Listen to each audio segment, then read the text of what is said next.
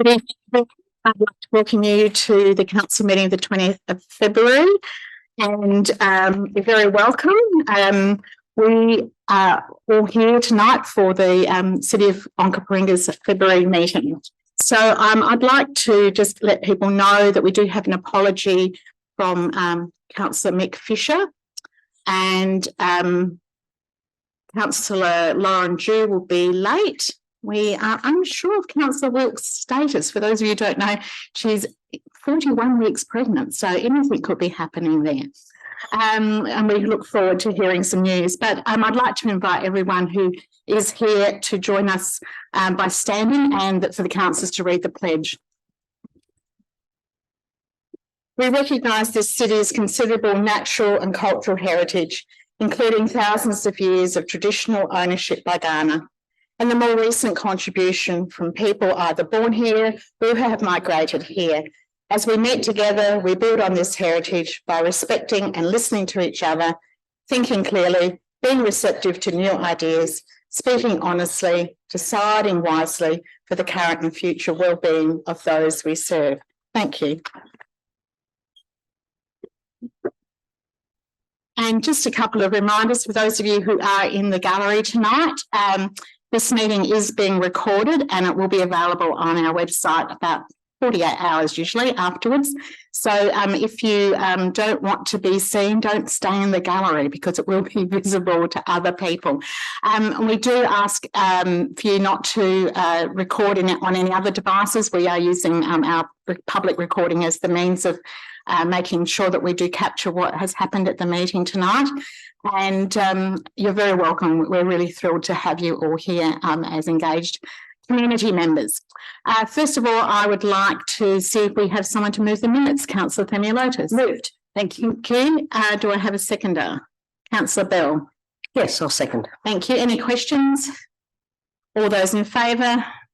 Motion is carried. Thank you very much. We have no adjourned business and no leave of absence. The Mayor's report. Councillor Eaton. Yes, I'll move as written. Thank you very much. Councillor Themialotis. Second, thank you. Any questions? Welcome, Councillor Wilkes. All those in favour? Thank you. Appreciate that. We now don't have any presentations, but we do have 3 deputations this evening. Before we begin, I do need to let our members know that I have had a refusal of a deputation request from Christine Greaves of the Coffee Trough. So I'm just letting you know that I have done that. Our next deputation is Samantha Grose from Tangari Park, representing. Samantha, can you make your way up here? Samantha's going to speak to an item that will, it turns up as a notice of motion later in our agenda. You have 8 minutes, Samantha. It's all yours. We won't interrupt you, and please speak really quiet into the microphone so that everyone can hear it, and also so that it gets picked up by our recording. And yes, right. We can. We will help you not be so shaky. After you've spoken, I've just checked with her, and she's very happy for questions from councillors. So the time starts now. It's all yours. Samantha Grose, and I'm here to speak about Tangari Regional Park. For those of you not familiar with Tangari Regional Park, Tangari is one of Adelaide's largest and most significant areas of urban bushland. Tangari is unique not only due to being dominated by South Australia's grey box woodlands, which have now been listed as nationally endangered, but it is also an essential habitat for the wildlife who live in the park, including some bird species at risk of becoming extinct.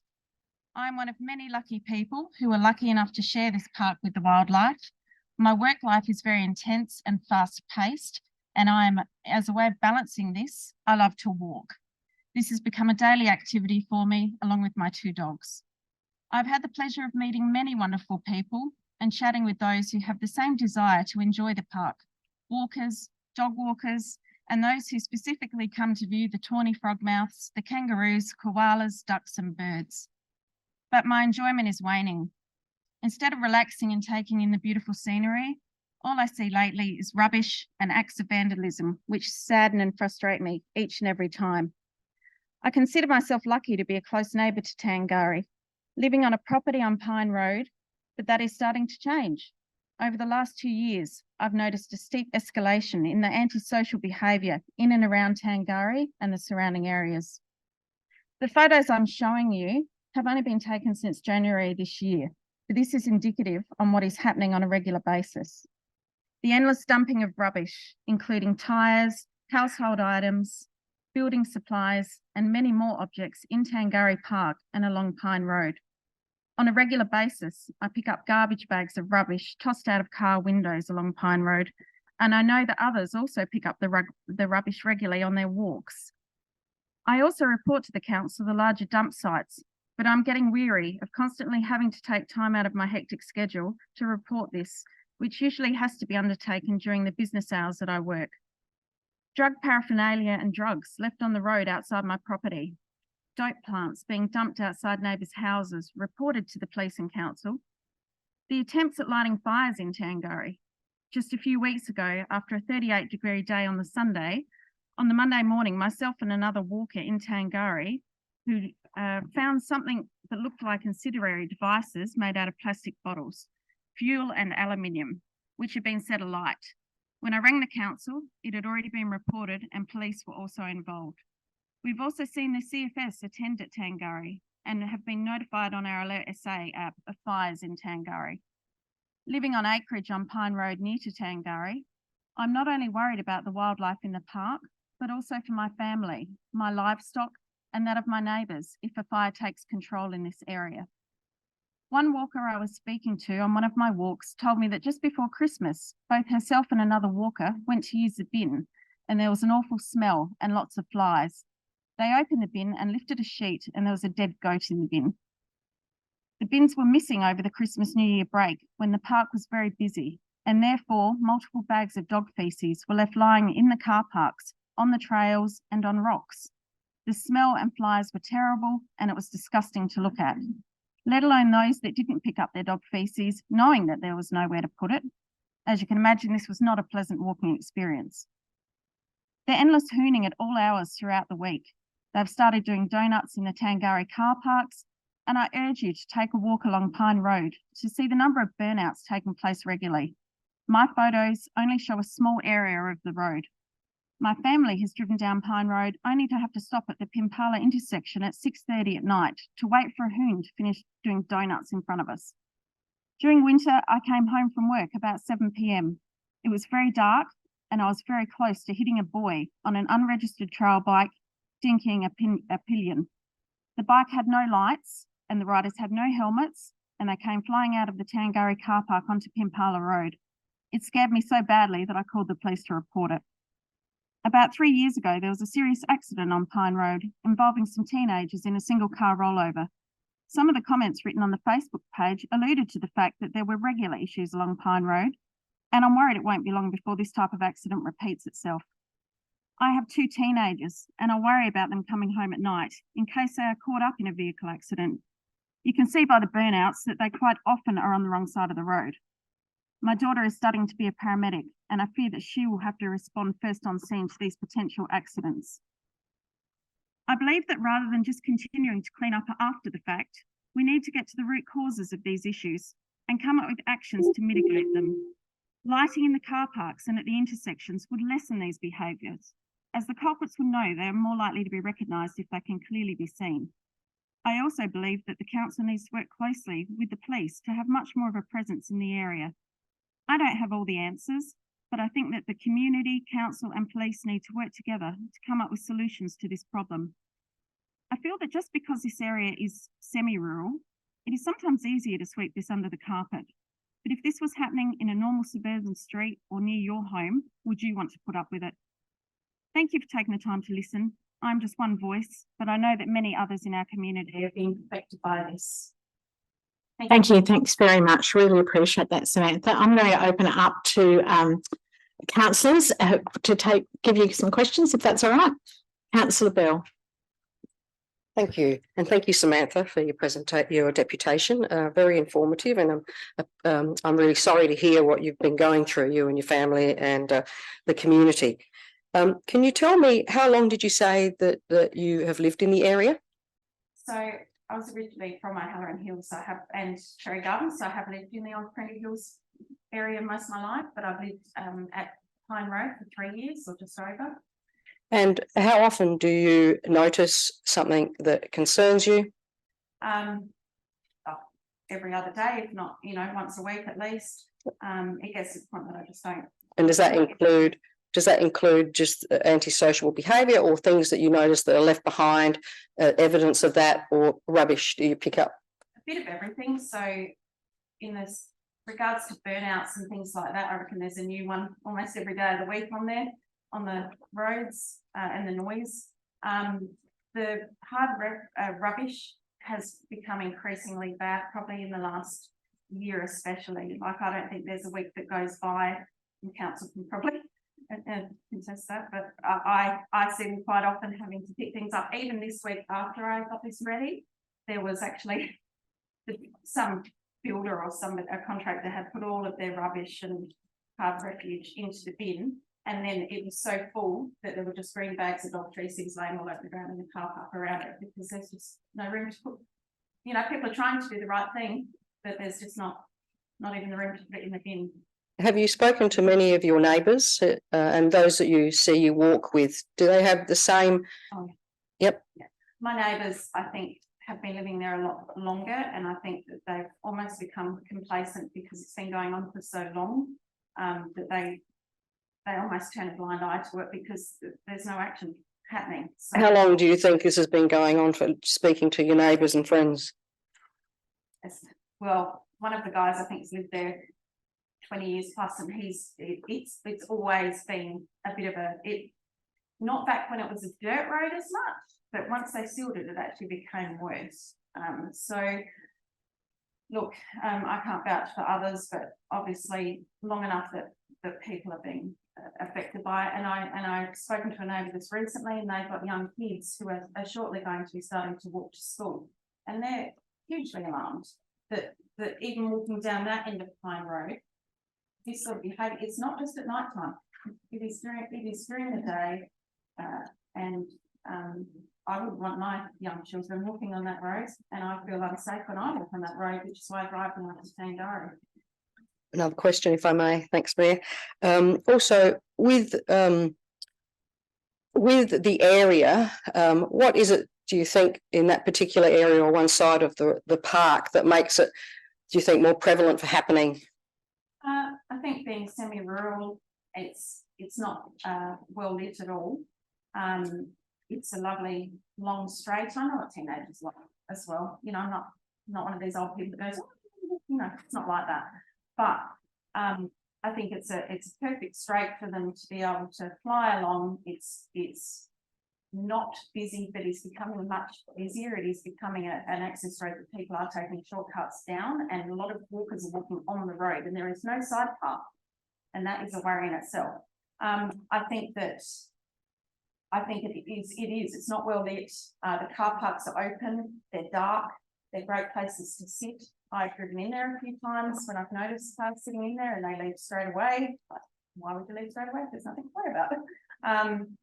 I just don't think it's well patrolled, and when I've spoken to the police previous, I understand that they're inundated with these sort of calls, and they've expressed the belief that by the time they get there, it'll all have dispersed, and it's almost a waste of their time, I guess. So they certainly take it on board, but yeah. Thank you, Samantha. Councillor Thimiolotis. Thank you. Samantha, thank you for your presentation. You've got more questions. You can't leave, you can't go.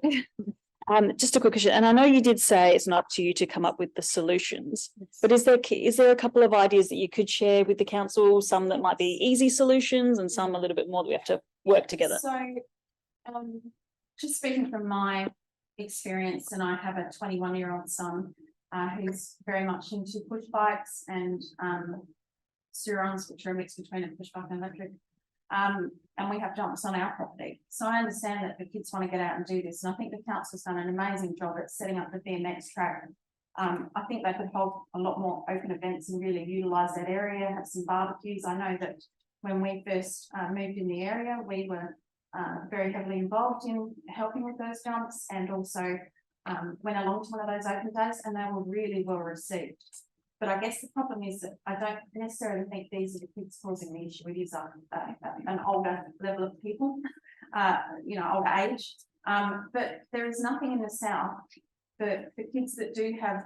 Not every kid is interested in cricket and football, and that's something we have to realise, that kids are interested in motorsports, and there's nothing wrong with that. Why shouldn't they be? But we don't have anything for that. We don't have a go-kart track or something indoors, you know, where they have those out the other side of town, you know, where they could go and actually do some burnouts on a track and, you know, enjoy that and have some fun with their friends, because kids this age, they just don't have anything to do. It's either that you're into football and cricket, or you're into BMX, which is great as well, like I said.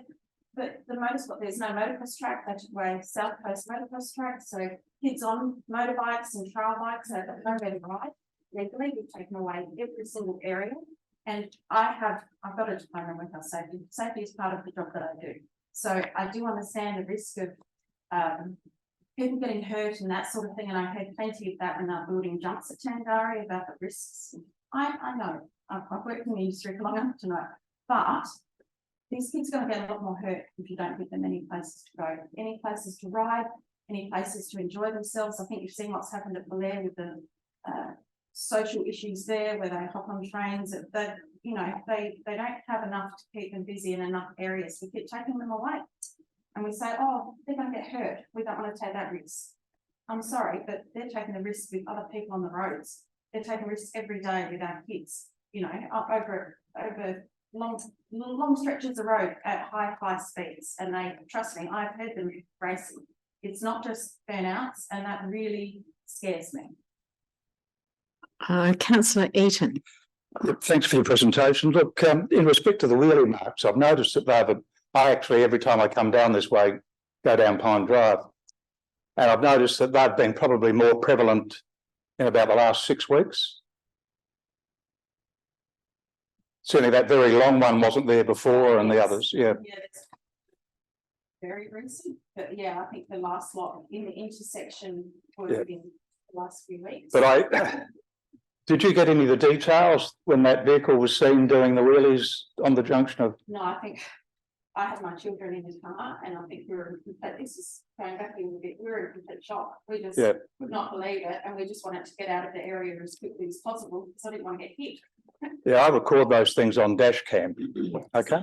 And it is very important that they are actually reported to the police. We were able to deal with a similar situation in the area that I live with, and they lost their car for 28 days. Is there a question there for Samantha? The question is if you see it, report it to the police, because then it's on their system. They might not respond to it, but if they continue to see that sort of behaviour, then they might also do a bit of an operation on it, okay? So it's most important. Thank you. I've got Councillor Wilkes next. Thank you so much for your presentation. It sounds like a very frustrating issue.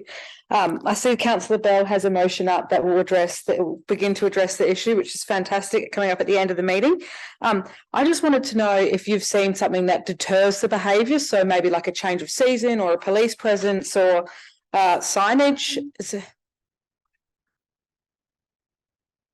Look, I think you're always going to see an escalation over the school holidays, because they're so long, and kids get, as we know, not just young kids, but older kids get quite ratty towards the end of the holidays, and they get quite bored. So I definitely think there's an escalation there. Look, I think summer brings it on, but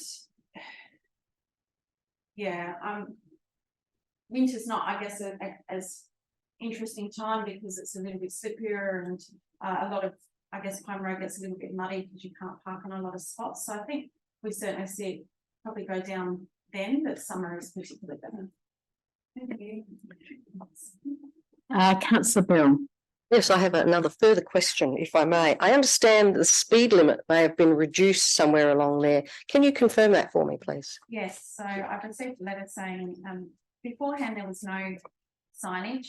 So it was I personally think it was actually safer because I think people assume that it was a 50 zone because Reynella and Pimpala are 50 zones. So I think people were actually, you know, you're always going to get the crazy ones, but I think people are a lot slower. Once the 80 sign came out, so what happens naturally is people decide that 80 really means 100 and they start flying up the road even faster. So now it's been dropped back to 70. I don't get it, to be honest. I think that if one stretch of road between 50 zones, you're just almost asking them to speed. You know, they come up with 50 zone and go, let's go, and off they go, flying along. And I think that's actually, I don't think it's made it. Another question, if I may. I Yes. understand that one stretch of road, correct me if I'm wrong, is Pine Road. There are no houses along, There are. well, there are some houses, but there's a fairly long stretch where, for example, it's very dark, as you mentioned, but there's the golf course on one side of the road and the park on the other side of the road. Yeah, so is this part of the issue, do you think? I think having the car parks there gives them a place to hang out, and you quite often very late at, not even very late at night, sometimes I'm driving home at 9:30 and there's cars in there. You always wonder, you know, what could be a few things, but you always wonder, you know, why they're in there and what they're doing. And I think that becomes a bit of a place to meet their friends and that sort of thing. But remembering that stretch, it's a golf course as well, and it is a BMX bike track for younger kids. You know, there's little rolling tracks. The kids are out there on their bikes, which is a huge concern. But we're saying it's a 70 zone right next to a bike track where kids ride in and out to their houses. But also you've got, I don't know if anyone knows that one of the horse stables there is for the, it's almost like a riding for the disabled. So they actually have that happening as well. That's happening directly out the front of their house along that stretch of Pine Road. But I guess my bigger worry is, as you can see from those marks, it's actually moving across into the intersection. And there is a crest on Pine Road. It's not a huge one, but you cannot see over it. I've walked it many times, and you don't know when you're driving, you can't see people walking until you're pretty much on top of them. And there is, like I said, there's no places you can move to on the sides of the road either. I'm not going to worry about that. So, you know, I think it's not the best setup. Thank you. Cycling. Thanks, Samantha. There's no further questions. Thank you very much for coming tonight. Appreciate it.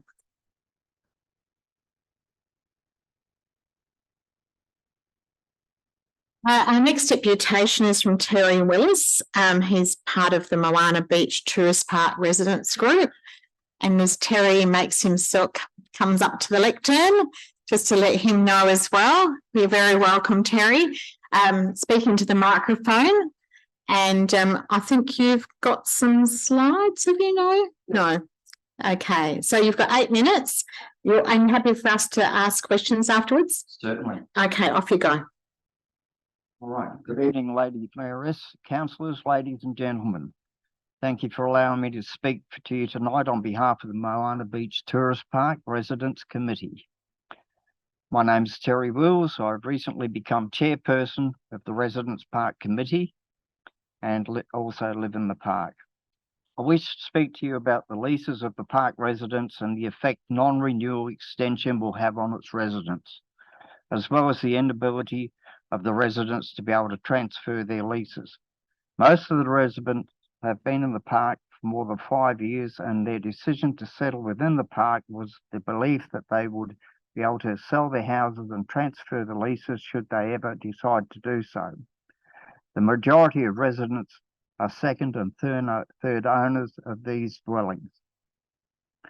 The relevance of leases to council, the above residents came into the park on a verbal understanding by the then incumbent park manager that they would be able to live out the rest of their lives within a safe and secure environment, and again with the belief that the leases would be able to be transferred.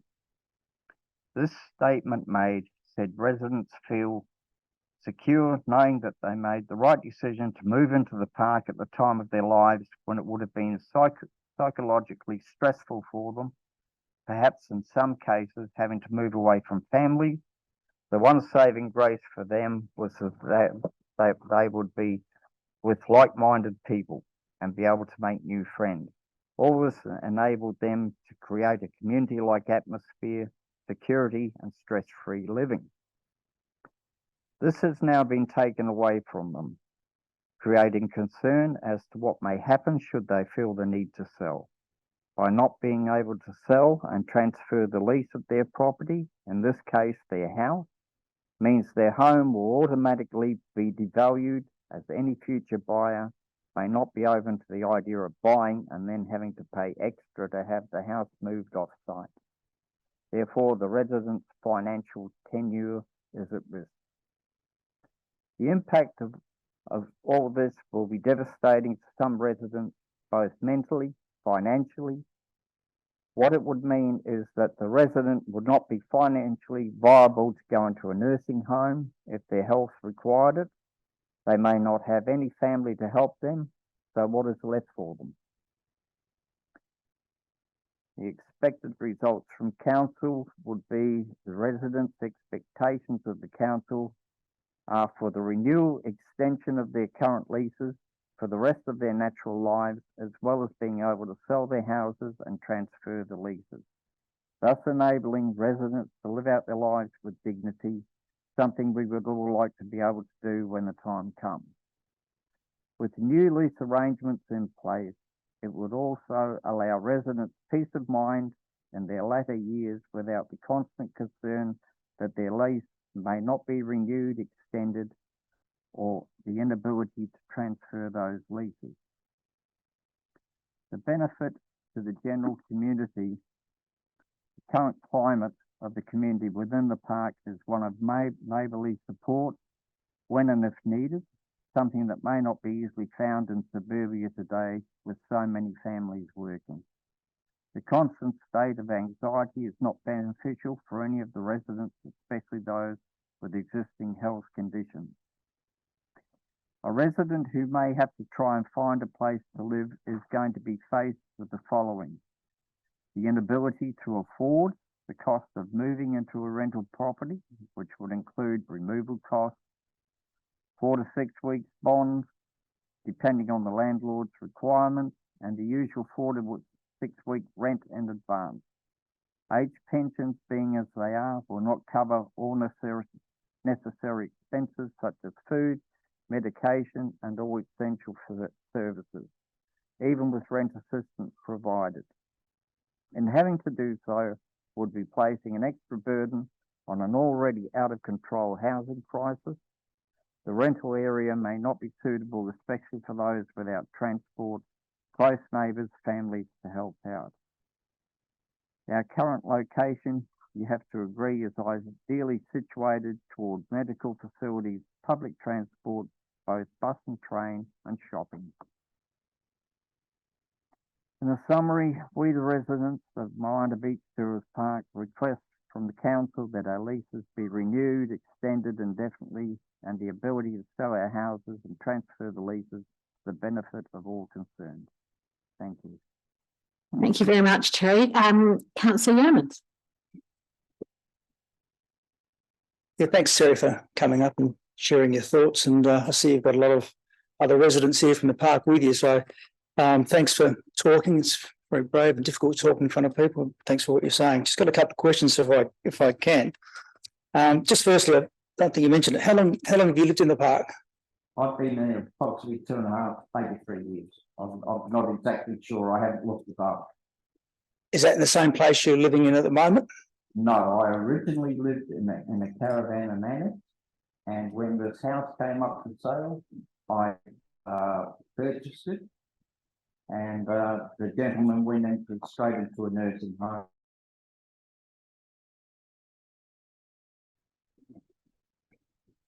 And as you know, one of the recommendations for council tonight is to cease the transfer of leases. When you purchased the dwelling you've just done, did you have any reason to think that you would not be able to sell the dwelling to another person who would live in that park subsequent to you? None whatsoever. So if this recommendation is supported and the tenants or residents can no longer transfer that lease, I know you can't speak for everybody, but how will that affect you? Well, it would have. And pay for my aged care or whatever, what am I going to do? Where am I going to go? And it's just asking last, when were you first aware of the change in council policy that would potentially not allow you to transfer your lease? It was earlier, about halfway through last year. Okay. And just finally, are you aware of any other site licenses that are not covered in the 16 licenses that we've got? And unfortunately, they're both deceased people. The people that have inherited those leases or those dwellings are in limbo. They don't know which way to go. They have been told that their leases are not transferable and that the council does not want to purchase the property. So they are faced with selling them at a great loss to what they're worth and having the sites vacated.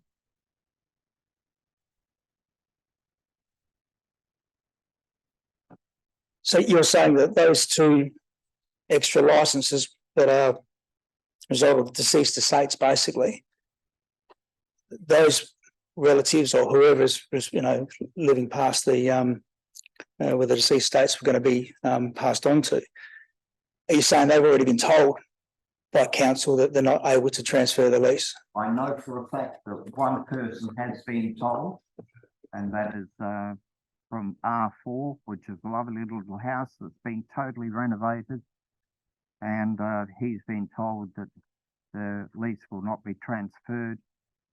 So, and that's basically as it stands at the moment.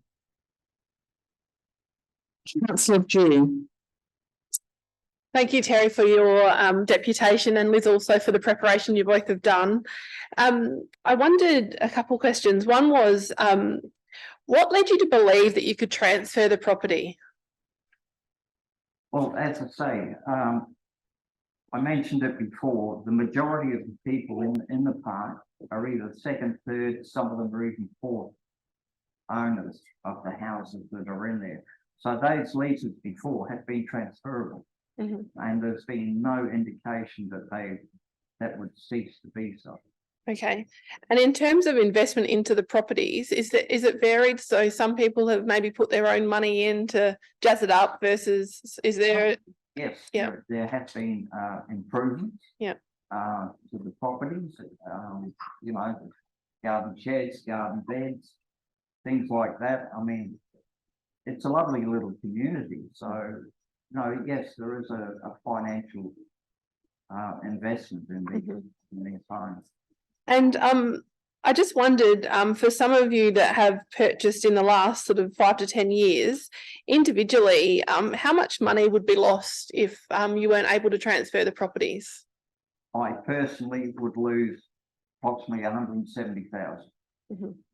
What other people have got invested, I don't know. Yeah, thank you for sharing that with us. Councillor Wilkes. Councillor Dew, can you turn off your? Yeah. Thank you. Thank I you. just have one question around the dwelling and land.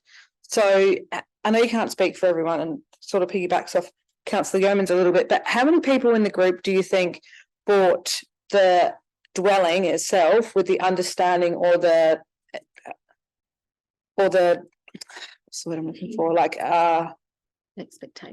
expectation, thank you, Mayor, expectation that they were buying the house and the land, even though that land is not actually included? I don't think anybody thought they were buying the land. We all knew the land was leased. Okay. Right, but everybody bought in on the understanding that they could transfer the lease.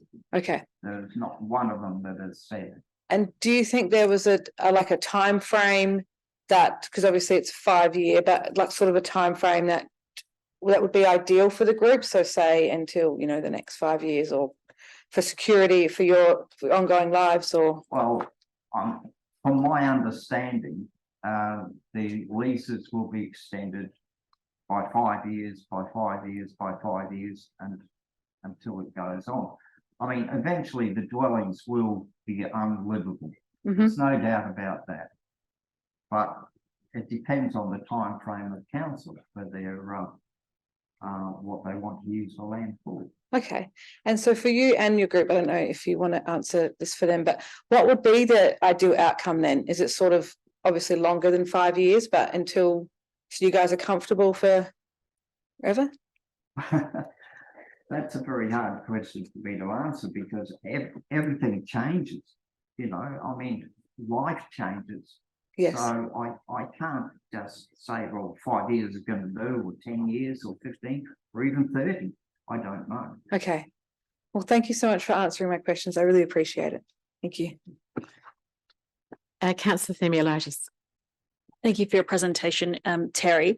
With regards to the purchase, so when you purchased the property, were there any clauses under that agreement to purchase around transfer of lease or any clauses? Nothing that anybody was aware of. There was nothing known. I mean, I've only just received paperwork recently. Okay, and under that agreement, okay, but you purchased over 2 years ago. About 2 years ago. So you didn't receive any paperwork 2 years ago when you purchased that would discuss anything around transfer of lease or non-transfer of lease? No, because the way I understand it is that I bought it, but I was still under the name of the person who was on the lease until the lease runs out, which is December this year.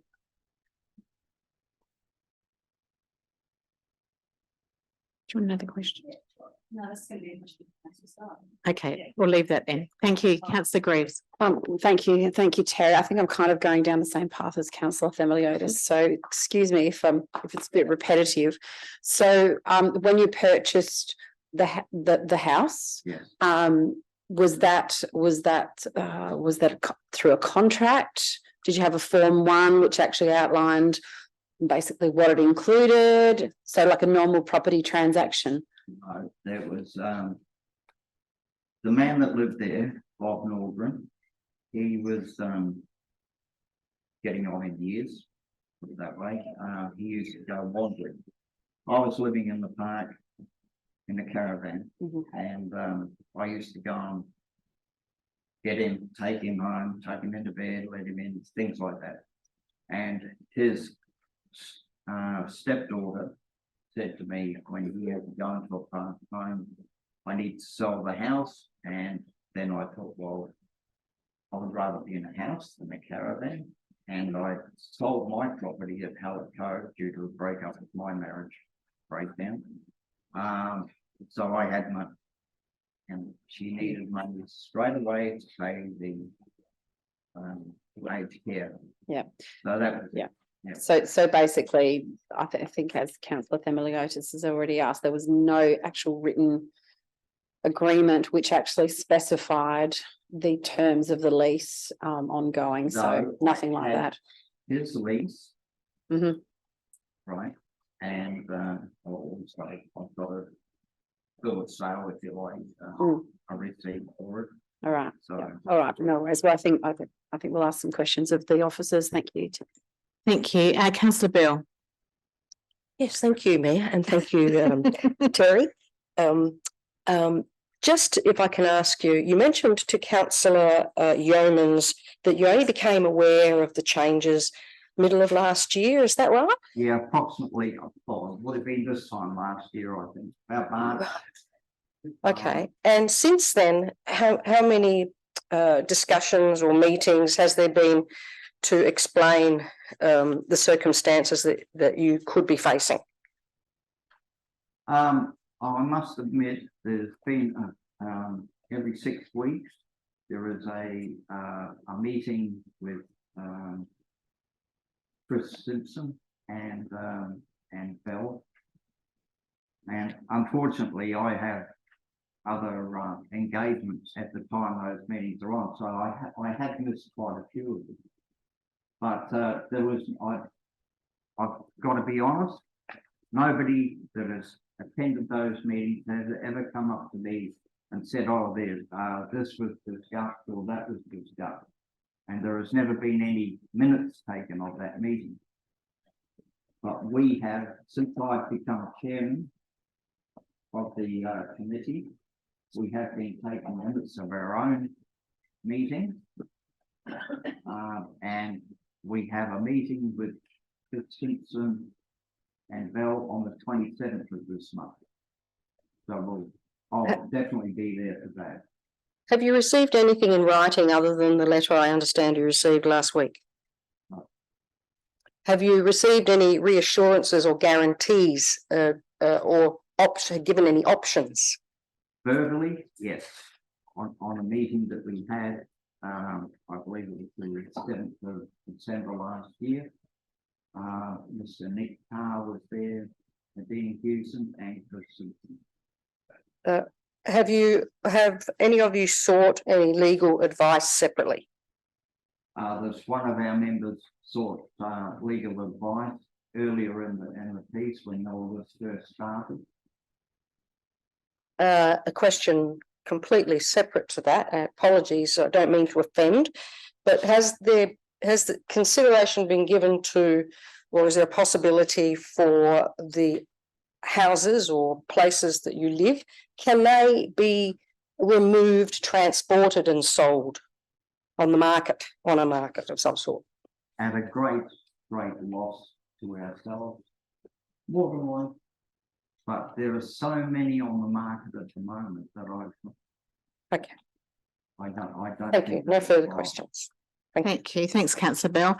I don't think there's any further questions for you, Terry. Thank you so much for coming this evening and presenting your deputation. Thank you all for listening. And as Terry makes his way back to his seat, our third deputation this evening is from Stephanie Johnston on behalf of the Friends of Port Willunga.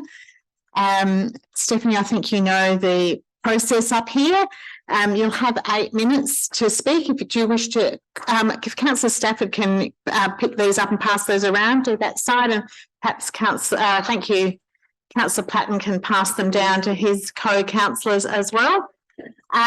You've got 8 minutes and you're willing to take questions from the councillors. Are you okay to take questions from the councillors, Stephanie? Are you okay to take questions from councillors? Yeah. Yes. Okay. Yes. So we'll start your time now. Off you go. Hello everyone, and thank you very much for this opportunity to present to you all. I'm Stephanie Johnston, Chair of the Friends of Port Willunga, a group with a membership of about 160 residents, and I have been the chair for the last 20 years or so. How do I go to the next slide?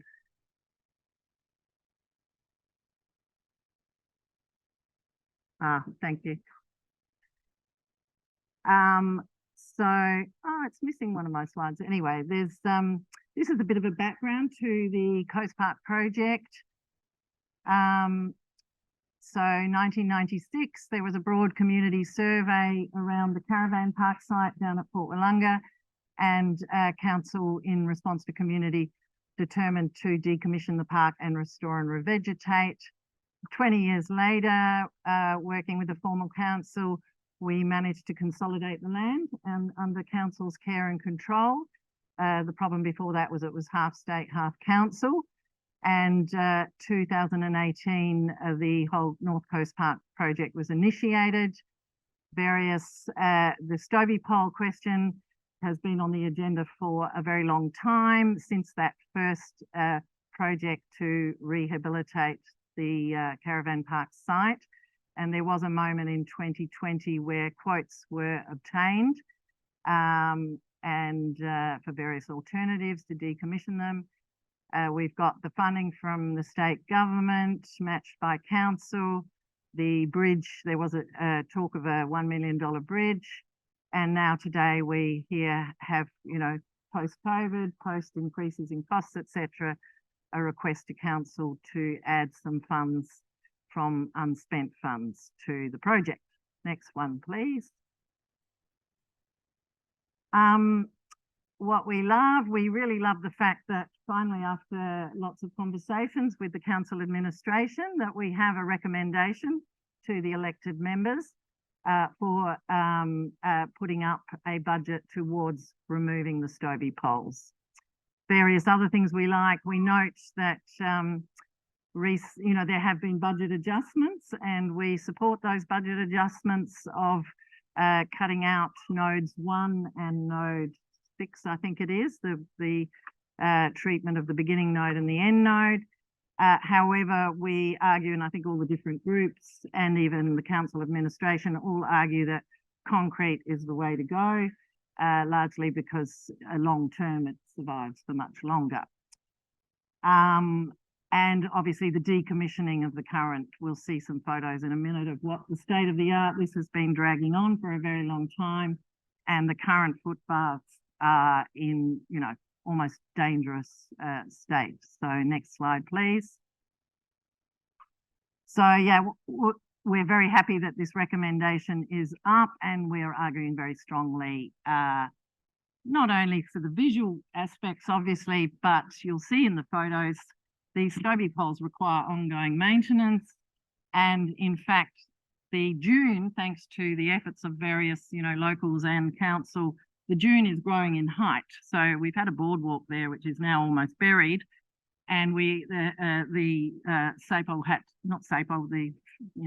electricity people had to raise the height of the Stovey poles at one point because the wires were coming down to almost, just above people's heads as you walk to the beach. And that dune is still growing. So there will be, these poles would require, if we kept them, ongoing maintenance. Next slide, please. So here are some shots of the wires. This is one of the key visual points, one of the viewpoints of the project. So you have Stovey poles right where you have, your $4 million, $5 million Coast Park viewpoints. Keep whizzing through, it just gives you a bit of a feel. Again, you have the ruins, some of the key heritage sites on the walk. Again, the Stovey poles, and that's where you see, can we just go to that one? I just tried to take, it was a bit in the sun, but you see those wires are very close to the footpath and always, getting closer. Keep moving, please. That's the state of the path at the moment. So we all want to see this project progress. Next one, please. That's the node 1, which we're all supportive. Just leave it as it is. It's fine. Next one. And here, this again shows you the path and where the viewing points are and where the Stovey poles are, interrupting those viewpoints. Keep going. What's the benefit? Well, obviously we all know that fluoro visitors are increasing all the time. Visitors to the beach are increasing all the time. Port Willunga in particular.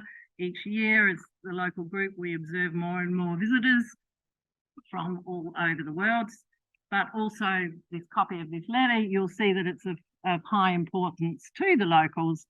And Councillor Dew was at the AGM in January, where our group pledged 5,000 from our funds, with the idea being that other members of the community would probably follow suit. And it was only late last night that Nikki Govern and today that she did the rounds, and those 6 names on there are all good for 5K.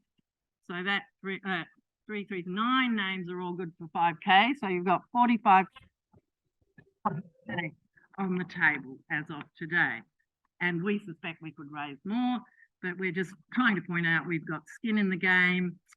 Not only on this aspect, our group meets monthly and works with council staff to replant the entire park there. So we put physical skin in the game in this part of the world every month, have been doing so for several years now, planting, weeding, etc. And the other point I think made in Nikki's letter is, there's sort of some of the report refers to a divided community over this issue. The community is not divided. 3 stakeholders place different priorities, understandably. The 2 other stakeholders are from inland, and the broader community, the actual residents have not actually been consulted, but we only went to 9 and they're putting money on the table. So we believe that we know our membership of 160 is right behind this, and we urge you to get behind recommendation 5. Any questions?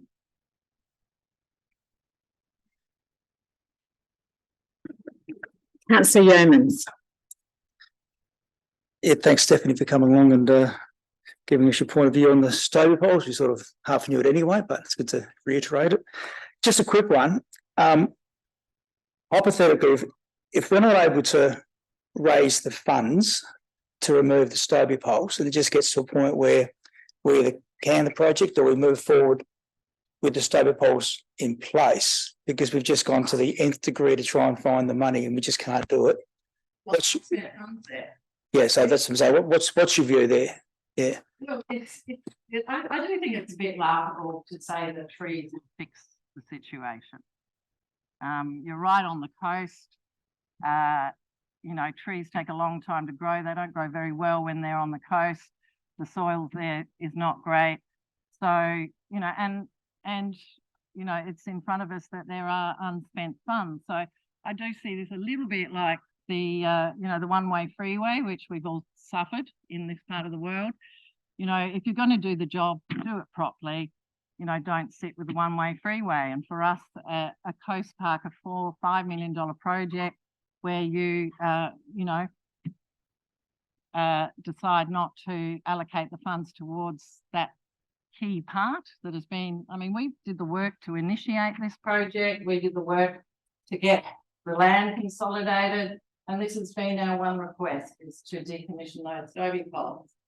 And we're putting, you know, we're putting money on the table towards that, a significant amount, as well as our rates and the rest of it.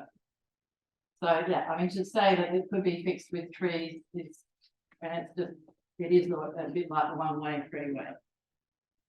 Councillor Dew. Thank you, Stephanie, for your deputation and your ongoing advocacy. How long, I know you did touch on it, but how long have Friends of Port Willunga been actually advocating for this project more broadly? We have, before I was the chair, so I've been the chair for 20 years. The chair before me was a man, Christo Reed, who actually developed a design for a wetland in there. That's a whole other story. There was a wetlands project got off the ground, but the community was divided on that one, pretty much 50-50. So even though there was actually federal funding in place for all of that, that fell over. So we reverted back, we circulated concepts for the caravan park, which, you know, number 1, decommissioning of Stoby poles. Number 2, Ghana and European heritage interpretation. Number 3, heritage walk. That was all put to council before the year 2000, so before I became the chair. So it's been on the table for a long time, and you know, this is our moment. Sure. And so if we go back a few steps, a report came to council before, and Councillor Yeomans actually pushed it out for it to land tonight. Yeah.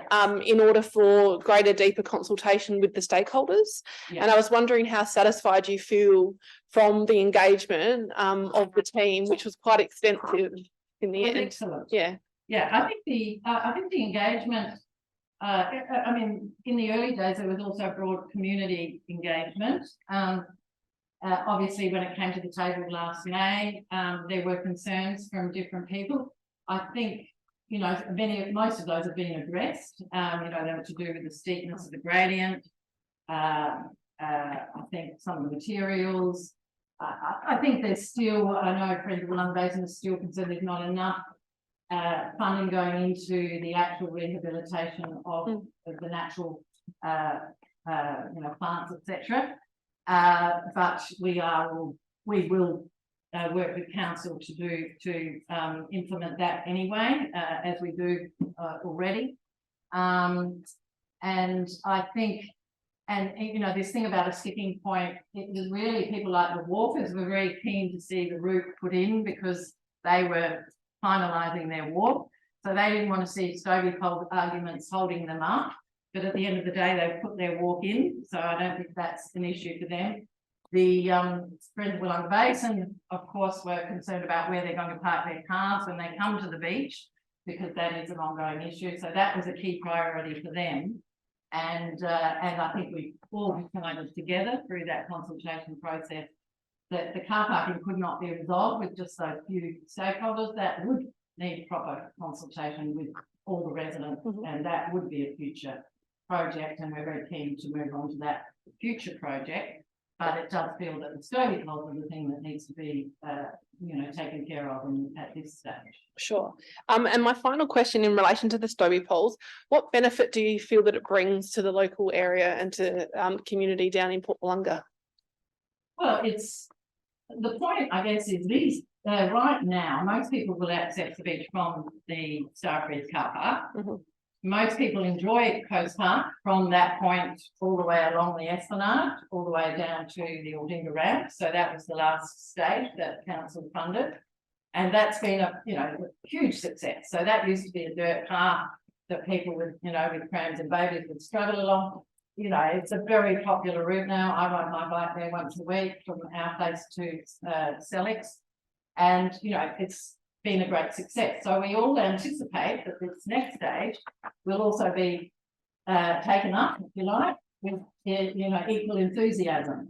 Add to that the number of people coming to the beach. The fact that we're creating a beautiful space there, where the caravan park used to be, there's, the design has gathering areas and so on, will mean that people will go there and suffer the stony poles. So the benefit is they get a beautiful estuary, that has been rehabilitated properly and no longer has industrial, remnants from the last century or 2 centuries ago. Thank you. And there's no further questions. So thanks for your presentation tonight, Stephanie. And thanks everyone for the time.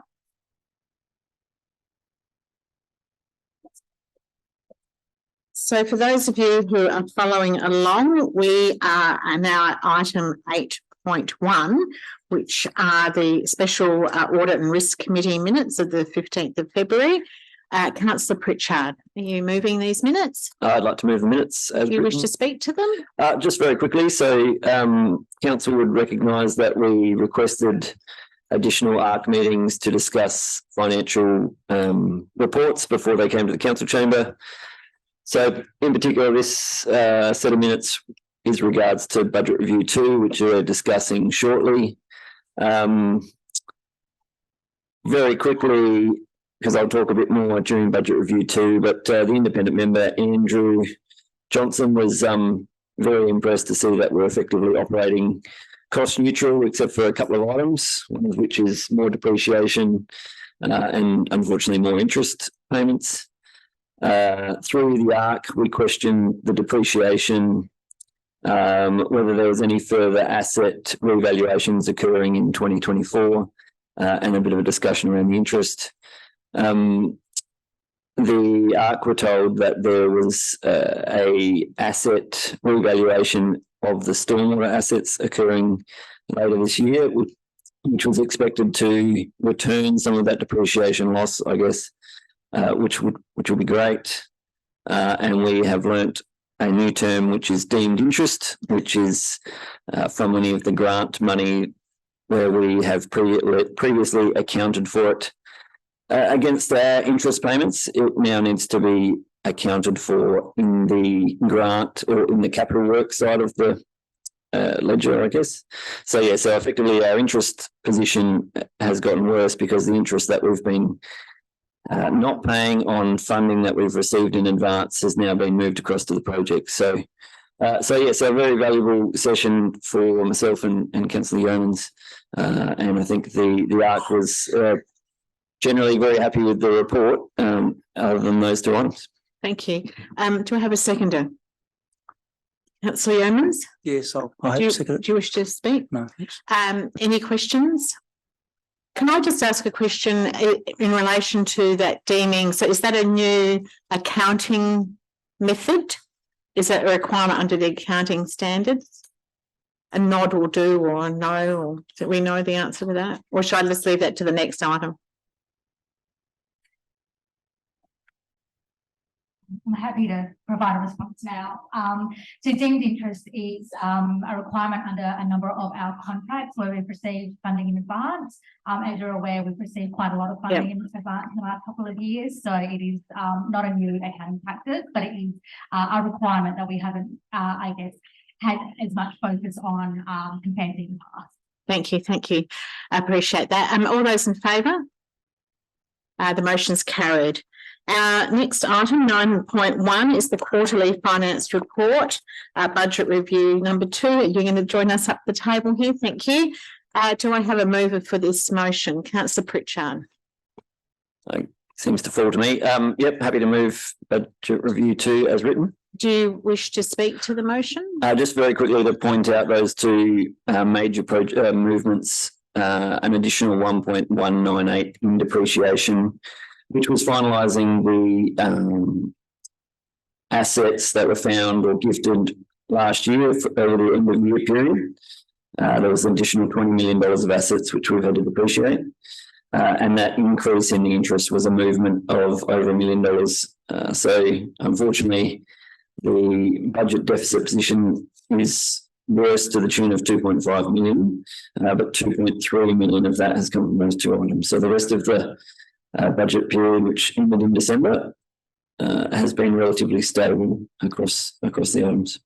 Thank you. Do you want Councillor Platten, a question or a second? No, I'd like to second it. Thank you. Do you wish to speak? No, thank you. Any questions? I'll put the motion. All those in favour? Against? The motion is carried unanimously, I think we should say for that. Then 9.2 is the 2024 Heritage Workshop in History and Heritage Awards. Councillor Grose. Happy to move as written. Thank you. Councillor Eaton. Also. Sorry, I pressed the wrong button then. Apologies, Councillor. Any questions? That was Councillor Eaton. Councillor Wilkes. Thank you. I just have a couple of questions. Off you go. Everyone knows I'm a heritage buff. No, I was just wondering why we're not sort of proceeding with the Heritage Workshop and Heritage Awards. Through the mayor, it was identified that the money that we're spending is going to a very small group, and we're looking to review how we can spend that to get more interest and understanding of how we look after heritage across the city. Okay, so the last time it ran, how many entries and was the report? Off the top of my head, there were 4 awards, and I think we had 12, 10 or 12 awards together. So 10 or 12 applications. Yeah, 10 or 12 entries, and about a similar number of people who attended the awards. So it's a very small group of people. Very small group. Okay, and then the last question I have is, it says in the resolution, if we possibly pass it, a report will return to council after the review is undertaken. And I was just wondering, do you have sort of a time frame for that report coming back to the chamber? I could certainly say May. Okay, excellent. Thank you. Councillor Bell. Thank you. I think just if I can ask a question as well. I think most of them Councillor Wilkes have asked. It was just what time frame are we looking at that it might be in the future happening? Revisited next year, year after? Is this an annual thing that? So the awards are undertaken every second year. Every second year. Second year. Thank you. And what we're looking to do is to review how we spend that money to get better outcomes, and we look to bring back a report effectively in May. Yeah. Oh, thank you. Can I, through the mayor, if I can just add to that, councillors, you would have heard in the last report to the chamber around the council finances that there is a bit of budget repair work that's necessary. In evaluating this program, we are certainly very supportive of heritage and how we can better support heritage. The expenditure of the funds at the moment doesn't produce the impact around heritage that's necessary. So I think it's appropriate for us to spend the necessary time to review the program and see how we might better be able to support heritage, and at the same time save some funds in the short term. Thank you. Councillor Wilkes, did you have another question? Okay. I'll no further questions. Debate? No, I'll put the motion. All those in favour? Against? The motion is carried. Thank you, everyone. And I look forward to hearing how that goes. 9.3 is the statewide bushfire hazard overlay code amendment submission. Who is willing to move this? Councillor Bell. Yes, I'm happy to move. Do you have a question or do you wish to debate? Just quickly say I just wanted to congratulate the staff and council for the work that they've done, putting the submission in. It's obviously a very important subject that affects many of our community in different parts of the hills in particular. And I think congratulations for your leadership as well. Thank you. Councillor Greaves, are you seconding? Yeah, happy to second. Do you wish to debate? Sure, quickly. No questions. I did want to, I guess, make the point that I think, particularly in our submission, council staff are showing that we are well advanced in this area. And I think it was really pleasing to see that, we're in a position to be able to actually offer assistance to the state to make sure that, we get the best outcomes, not just for our council, but for the broader state communities. Thanks, Councillor Greaves, and thanks for your work in this field too on behalf of us. Councillor Pritchard, a question or debate? Just a couple of really quick questions. One was around the mapping concerns that we had, and is there anything that we can do to support administration in advocating for that, or any more details on what the issues were with the mapping?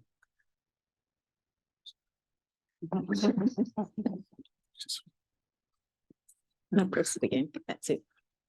Through you, Mayor. With the mapping, the concerns were that the modelling that they used, the inputs weren't quite as refined as the inputs we used for our mapping.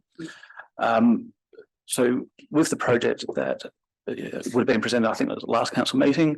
So the idea is to offer that mapping up to the state and obviously work with them to deliver a more refined mapping for Onkaparinga. In terms of advocacy, I suppose, the support of the chamber through supporting the submission goes a long way to that help for us to get the point and argument across as well. Yep. And my second question was around the reduction of the 20 metre to 10 metre clearance zones. Was there much discussion through that? And I mean, any comments around how that's going to be received in the community? Yes, through you, Mayor. So we do support the reduction from 20 to 10.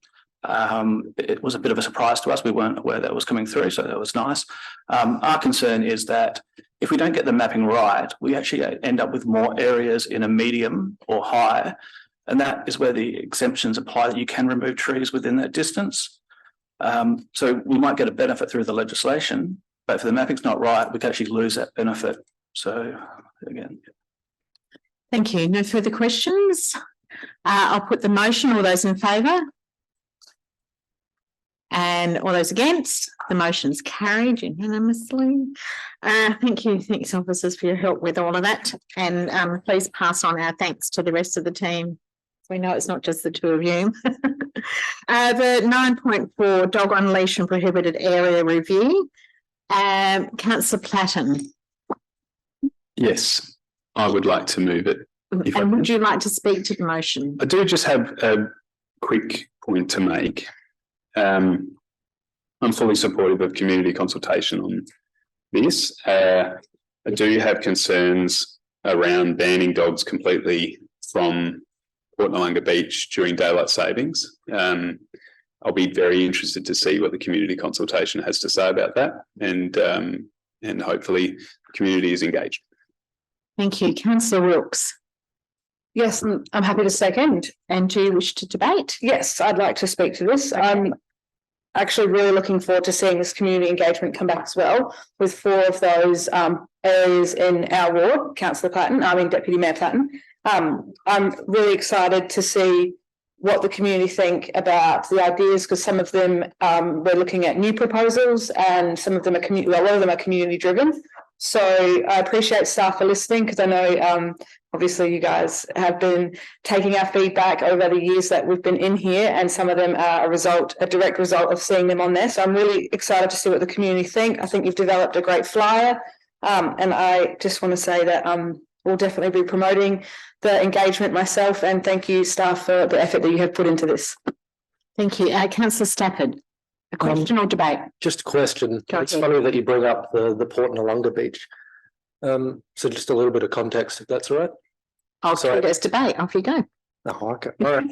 Well, I had a concerned resident from my ward email me about actually being supportive of changing the area from 10 to 8 during daylight savings times to all day during daylight saving times.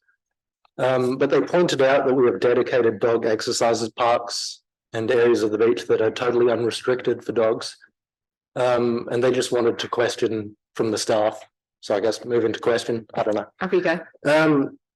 Why is this change only during daylight savings times? Why wouldn't it be all around the year? That's just fundamentally what they're asking, is why don't they have a dedicated part of the beach where families can go without fear of dogs and that kind of thing?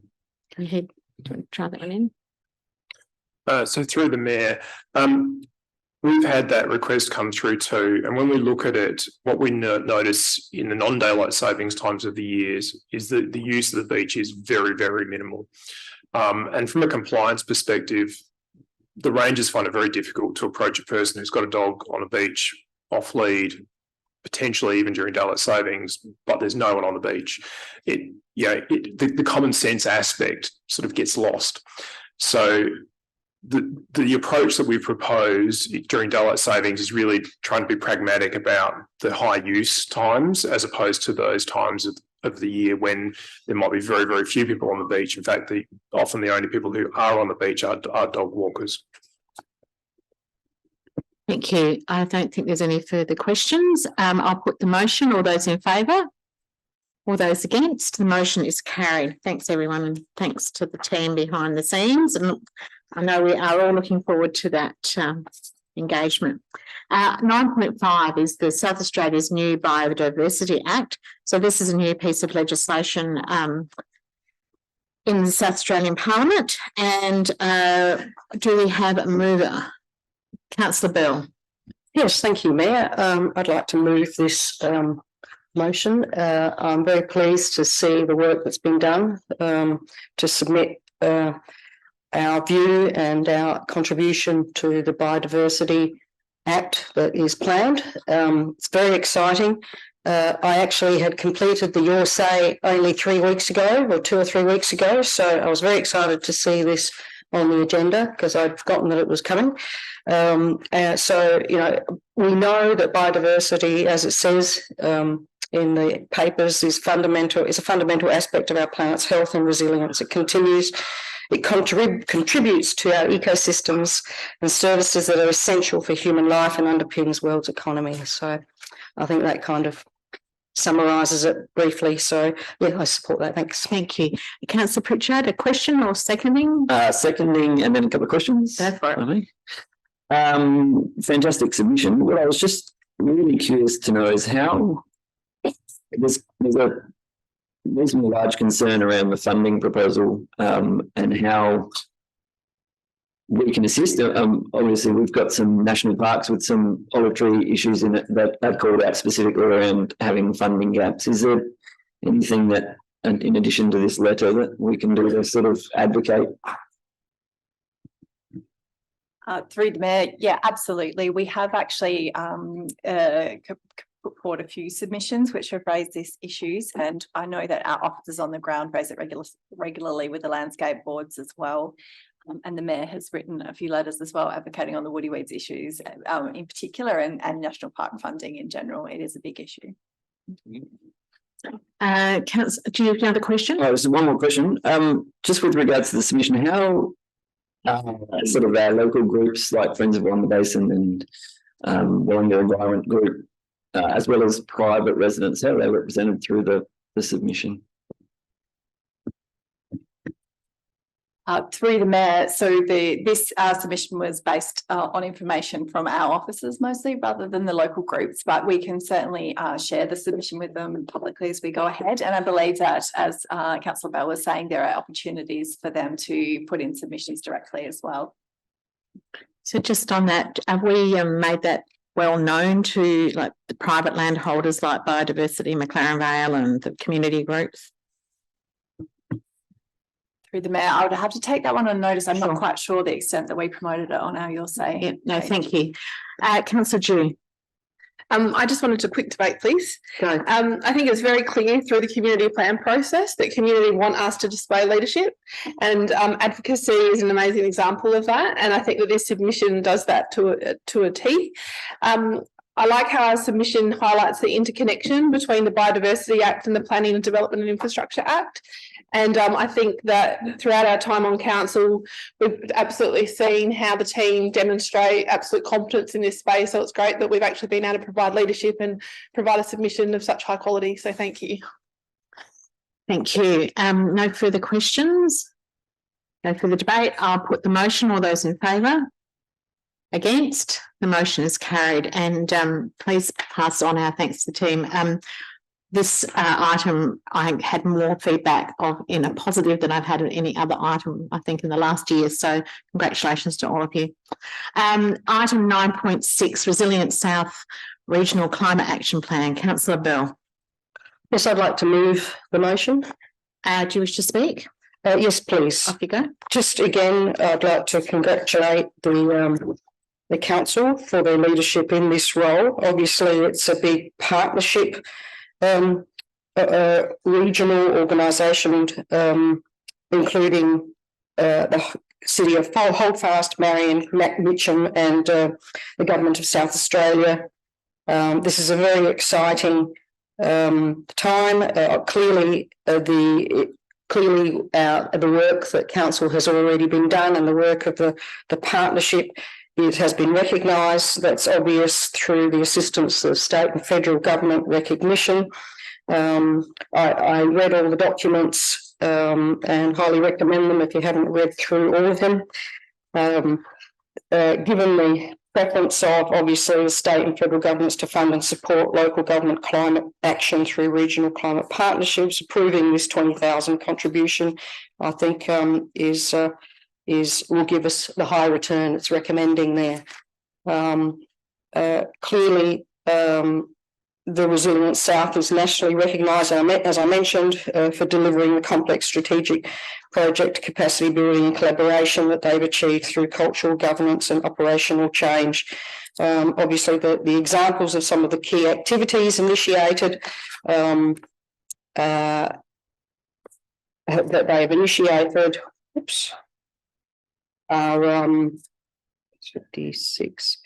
Have made significant impact on the future work that the partnership are planning and working together, including the work that is guaranteed for working with First Nations people as well. So congratulations again. Clearly, the draft recap sets out collaborative climate response priorities, 49 actions grouped under 4 key priorities. That's grow cooler, greener, biodiverse environments, create climate resilient neighbourhoods, transition towards a low carbon region and reduce climate risk.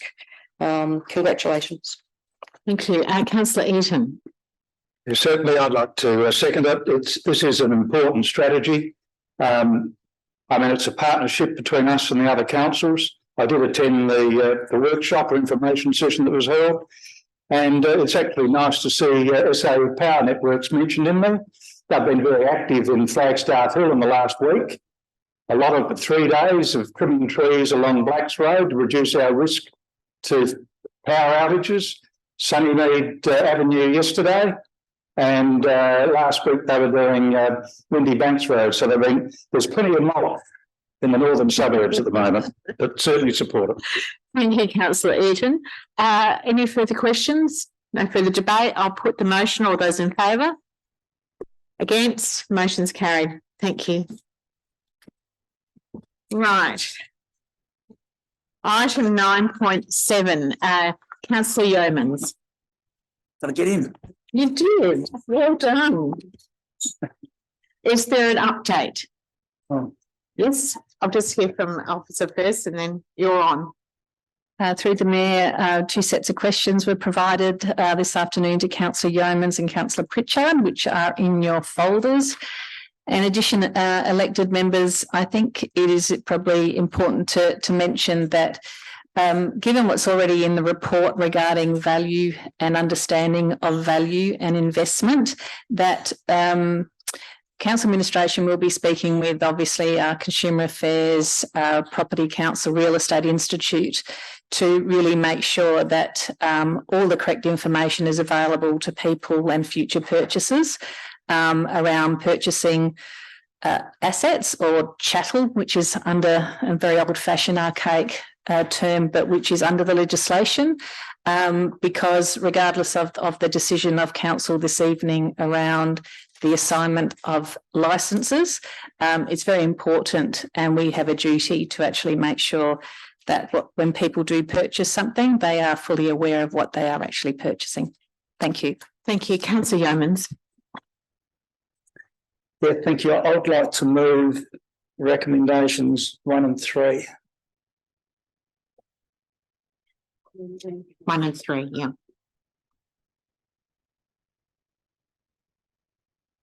Do you wish to speak to that, those items now? I wouldn't mind if I can, please, me. Item 1, self-explanatory. I support recommendation 3 over recommendation 2 because that aligns all of the 16 residents' site licences together. By extending the site licences of the 4 residents that have not resided in the park for 5 years or more, this recommendation provides them with housing and emotional stability, and this seems to be the only fair and reasonable thing to do, particularly in our economic climate and social environments we're living in at the moment. I've omitted recommendations 4, 5 and 6 as they are intertwined with a policy change to cease the assignment of site licences to other people. This policy change seems to be driven by a council decision back in 2007, nearly 20 years ago, a decision I suspect that was made in very different economic and social climates than we find ourselves in today. That's the first point I want to make. Part 5 of the Residential Parks Act talks about assignment of residential park agreements. A resident under a residential park agreement may assign the resident's interest in the agreement to another person by a written or oral agreement with another person. However, it's a term of the residential park agreement that the resident must assign the resident's licence without the written consent of the park owner, so they must do that. The park owner must not unreasonably withhold consent. And in the agenda, page 274, there's a copy of the licences that the residents receive. And part 11, it says the licensee must not transfer or assign its interest in the licence without prior written consent of the council, in brackets, which must not be unreasonably withheld. And then there's a document we've got here from the Consumer Business Services that talks about transferring your agreement to somebody else. If you want to transfer your agreement to another person, you will need written approval from the park owner. The park owner cannot refuse to transfer your agreement unless there is a good reason. For example, the person was evicted from the park for not paying their rent. So this advice is also presented in numerous other distributions from the Consumer and Business Services that I've read. It's no wonder the residents may have paid a little more than the value of the dwelling itself in the knowledge that they were able to sell the property to another person and live in the park. There's nothing I've read that suggests otherwise. Imagine if you were advised that you could sell your house, but that the person purchasing your house could not live in it. In this case, it's fair to suggest that demand for such properties, given the additional cost involved to remove the transportable from the park, will not nearly be as high as the demand for such properties if another person was to purchase the dwelling and remain in the park to live. As a consequence, the value of these dwellings will reduce significantly.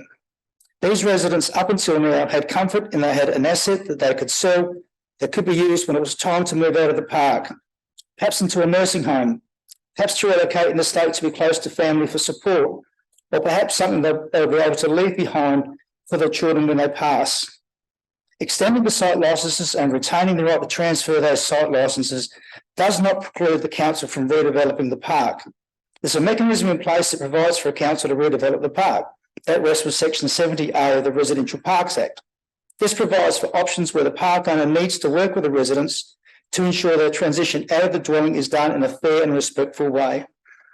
The residents are essentially compensated for their move. We're looking to change the status of the park by natural attrition rather than looking at compensation. The youngest resident is 36 years old, so this transition into 100% tourist park will potentially take decades. There is very little, if any, financial benefit to council. If we don't think council should be involved in easing the housing crisis, so be it. Let's bring that discussion to the table. But in the meantime, let's continue, as has been the case historically, and not cause unnecessary anxiety to members of our community by changing this policy to not allow them to transfer their site licences. Council will still retain the right to develop the park if it chooses. Council will also be contributing to the solution of the current housing crisis by not supporting the current residents, by not only supporting the current residents, but enabling other people to move into the park who may not be fortunate enough to afford housing in our current environment. It's a win-win. I encourage you to support these recommendations. Thank you. Thank you. Councillor Dew, seconding or a question? Yeah, seconding and a question, please. Okay. Do you wish to debate or a question first? A question first, thank you. If 2007 is when the policy was developed, the policy position, how come it's taken so long to actually implement the policy?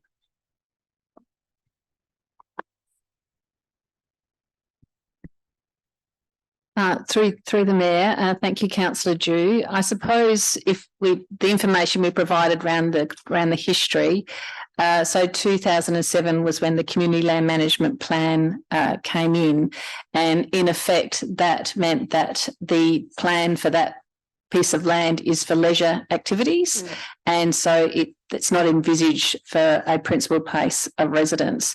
But preceding that, there was council had a caravan park policy, and then we had the Residential Parks Act.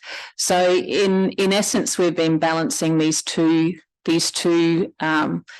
policy approaches and legislative requirements, which are a bit of a tension. I suppose that now we are coming up to the lease expiring in December of this year. It is the opportunity to signal now, which maybe could have been done 20 years ago, 5 years, 10 years ago, around deciding to make a policy approach to move to 100% tourism purpose.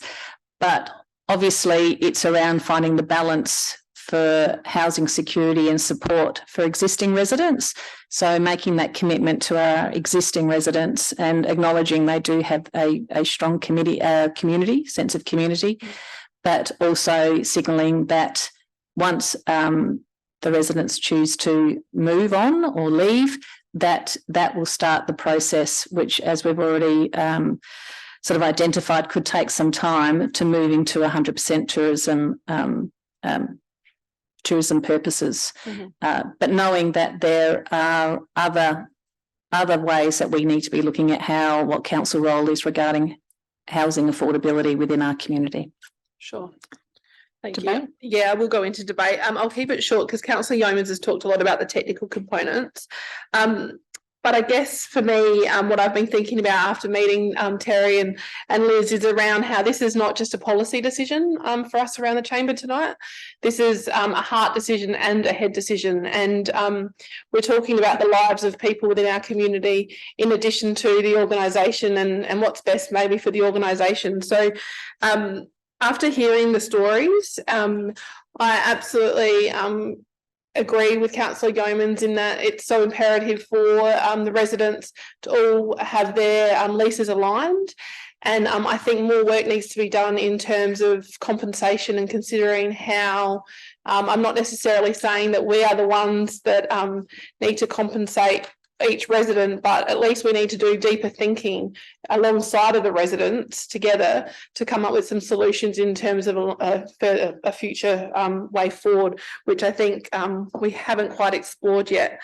I also find it a little bit challenging to make the decision tonight in relation to not allowing residents to transfer their leases, because I don't feel strong enough that I understand council's vision for that that property or so we haven't seen a future drawing, or it hasn't come through council in terms of that future vision of what that space is. All we know is that we would like to move it through natural attrition into a tourist park. So it'd be great to have more information in that regard in the future. Thank you. Councillor Platten. Thank you very much. I've Question or just debate? got some questions, Okay. please. Can administration explain to the chamber the difference between a lease and a licence?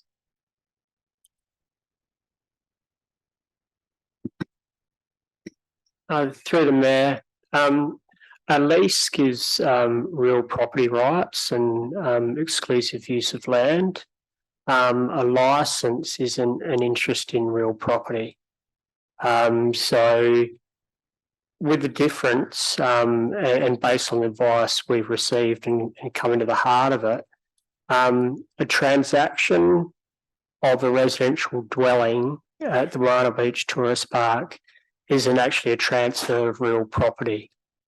Isn't subject to a Section 7 search like a property is. It is the transfer of a chattel, a non-fixed asset.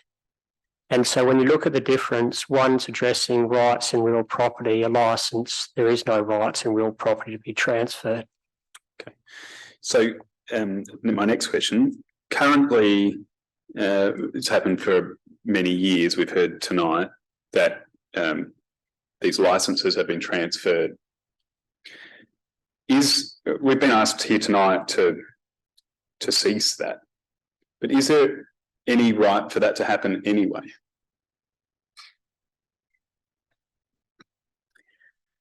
Through the chair, of the 16 licences before us, 12 of them have been held by the licensee for more than 5 years. In all cases, licences can be transferred. And as per the Act and has been explained, council cannot unreasonably withhold transfer of licences. But based on legal advice, a council position to progressively move away from a residential use in a tourist park is reasonable grounds to refuse the assignment of licences. Right. Question number 3. So that's council. Yes, it's a yes. Yep. Yes, they currently can. Yep. Tonight we heard in the deputation that there were 2 properties not included in the report. Would you like to speak to that? Through the mayor, tonight's report deals with the transfer or the renewal of site licences. So unfortunately, the holders of those licences have deceased, so we don't have a licence holder. So those properties are being held in estate. Those estates are in abeyance. They're not active, and we don't have any requests from the estate holders with respect to the future of those licences. Right. And so after tonight, those licences would cease? It depends on the council decision. Yeah. Okay. Any further questions? Okay, Councillor Lotus. Yeah, can you explain to me what happens in 2029? Can you just clarify, Jenny, Yes. if we pass this motion or? This motion is successful, so point 3, I just want to expand that a little bit to understand what happens over the next 5 years if we're transferring to a tourism park. Between now and then. Between now and then, what happens? What's happening? And then what discussion is there in 2029? Through the mayor, they just stay forever. Is that what you're saying? But it says expire. Through the mayor, the legal obligation, councillor, is that at the end of the 5 years, given that they've passed the 5-year mark, there'll be another 5-year and then another 5-year and then another 5-year in So no, perpetuity. it doesn't say that in the motion. It's a give. Yes, under the current that's- legislation. Under current legislation. Yeah. Does council have any involvement? So when there's a transfer of a licence, does council have any involvement, or can you give me any information or clauses that are put in that So I can understand that residents are made aware of any potential issues with future transfer of licence. Through the Mayor, no, we don't. We're a very arm's length from any transaction, and so we receive notification afterwards. But with regard to the current licences before us, we will need to actually be really clear with my earlier point when we opened up the discussion that around about what is actually a saleable asset and what is not will be something that we will be putting into the licences. And it's probably clear to say that council is moving towards this being a tourism destination. That's what we're moving towards. That's where we're going. That is the proposal, and that's what our community land management plan foresees. Yeah. And has there been any discussions, or is it too early around potential compensation? I know Councillor Dew mentioned it, but if you just Terry's argument is, you know, if I want to move into a retirement village, that's really expensive. You know, what does that mean?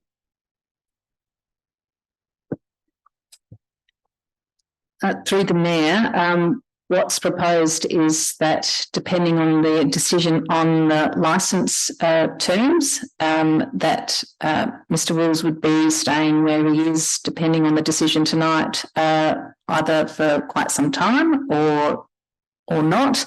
And we are yet to, in the report, it says we will be looking at hardship or potential assistance in people transitioning out. I suppose it's an important balance around what we consider ratepayers need to support with regarding compensation.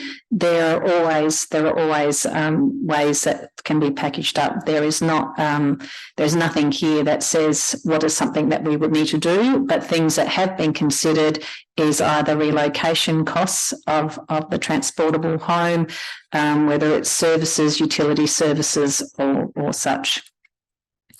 Councillor Greaves, question? Debate? Questions. Okay. Because I want to be absolutely 100% clear about what this motion is proposing. Just three officers, what's on the board at the moment? This is basically maintaining the status quo. Yes. Okay, thank you. The second question, and I think the CEO referred to it. If this passes and we renew the site licenses for another 5 years, and within that 5 years, all 16 or however many residences transfer their licenses, are we then obligated to give another 5 years? Through the Mayor, councillors, there's two parts to this. The first part is that given that these licences, if they pass the 5 year mark, that then becomes an automatic right at the end of the 5 years for another 5 year licence in perpetuity. So it doesn't matter who technically is living or who has purchased that chattel and they've been transferred the licence. Yeah. The challenge here, councillors, is the question is around the transfer. If they're able to sell it on to another private individual, then the ability for us to transition to a tourist park at any point in the future becomes obsolete because that continues on in perpetuity. At the moment, the way the motion is written, there is a secure tenure for the current residents while they choose to live on the site in perpetuity. All right, just to make sure I'm absolutely clear. So this motion is to provide tenure for the current residents who hold the current licence. Yes. That is correct. Okay.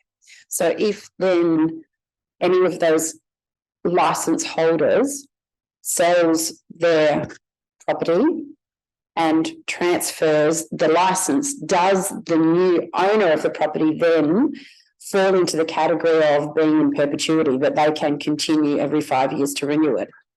I think no.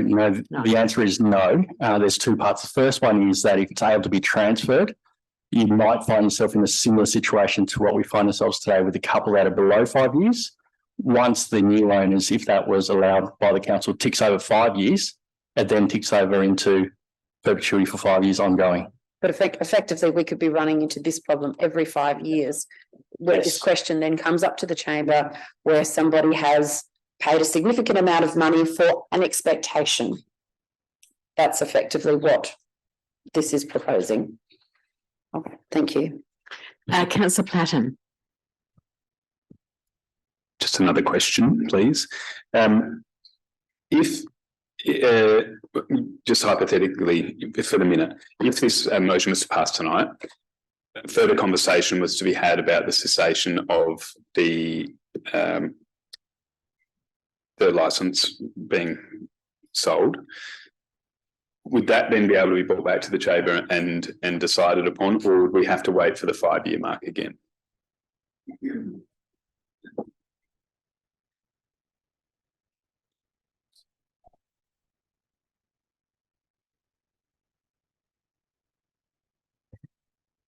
Through the mayor, it will come back to the chamber. And just to clarify, Councillor Platten, the licence is not sold. So, yeah, Councillor Themilotis. Another question, because I'm getting even more confused. I'm the owner of the licence. I transfer my licence. When I under this motion, if I transfer my licence to Councillor Pritchard, what information is Councillor Pritchard provided with? So he understands that chances are he's just brought something that's going to be, yeah, I'm trying to understand if there's already devalue in the property already because of this motion, if you know what I mean. Through the mayor, because we are now fully aware of some vendors and people purchasing things that may have been perceived to have the value of ongoing tenure, all the new licences, communication with the state government will be very clear around what is being purchased, and it is the transportable and it is the dwelling that is on there, because what it sits on is community land and you cannot sell any interest in that community land. Councillor Dew. Question. There has to be a question. Yep. Yeah. The permanent residents only take up 12% of the current property or tourist park, and I'm just interested in your comments before, like the CE, in terms of returning the tourist park to its entirety, like, you know, to a tourist park. And I just wondered what the barriers are to that when it's only sort of a small 12% of the overall park. I'm just checking that you're working on the assumption that it was a tourist park to begin with, or because you said returning. Yes. Okay. Through the mayor, councillor, the whole park as a whole is classified as one land of management. So therefore, that being a small component, but still a part of the whole, and the part of the whole based on the current council endorsed plan of management is for a tourist park. Sure. Councillor Yeomans, a question? Can I ask a question? Yeah. A question? Yeah. Yeah, question. It's around the information that we got this afternoon about the legal advice. The legal advice confirms that a council position to progressively remove the residential sites in the Moana Beach Tourist Park to become purely tourist park is deemed reasonable grounds to withhold consent and is consistent with the relevant community land management plan and intended use of land. So my question in relation to the context of that legal advice, given that plan was developed in 2007 on circumstances based on the apparent in 2007, is there an opportunity to get to revisit that plan and to get some context and discussion about what we may or may not be looking for in relation to providing some assistance when it comes to housing, and then perhaps get some context, some legal advice based on a land management plan. The decision's been made in the current environment, as opposed to relying on here's a plan. Decision was made in 2007. Give us some advice on that. So it's a long-winded question, but how could we go about that if you can work your way through that? Let's bring it back, bring it into this current context. Yes. Thank you, Councillor Yeomans. So there would need to be a decision by the chamber to go to public, because it's public consultation on the community, if you were looking to change what is in the community land management plan. Councillor Bell, a question or debate? Question, please, to the staff.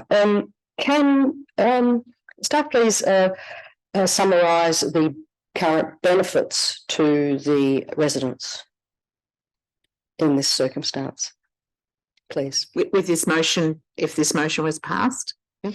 Or the just current situation in terms of the how it compares with other residents in our city. Thank you. Through the Mayor, I think as Mr. Wills has mentioned, the location is a fantastic location. Obviously, there's a sense of community of like-minded people, as Mr. Wills mentioned.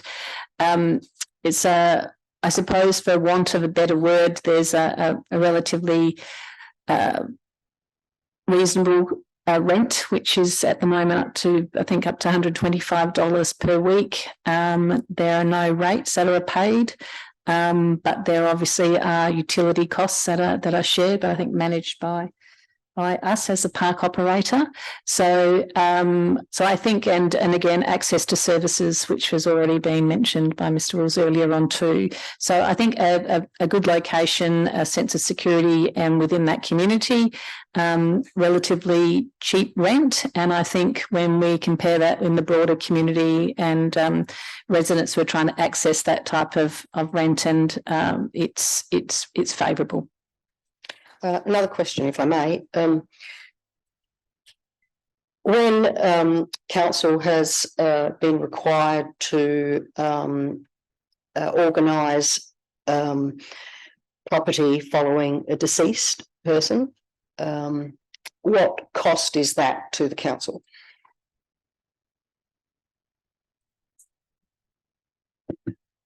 Through the chair, no significant cost other than administrative cost. Thank you. Councillor Greaves, question or debate? I have a follow-up question. Go ahead. Thank you.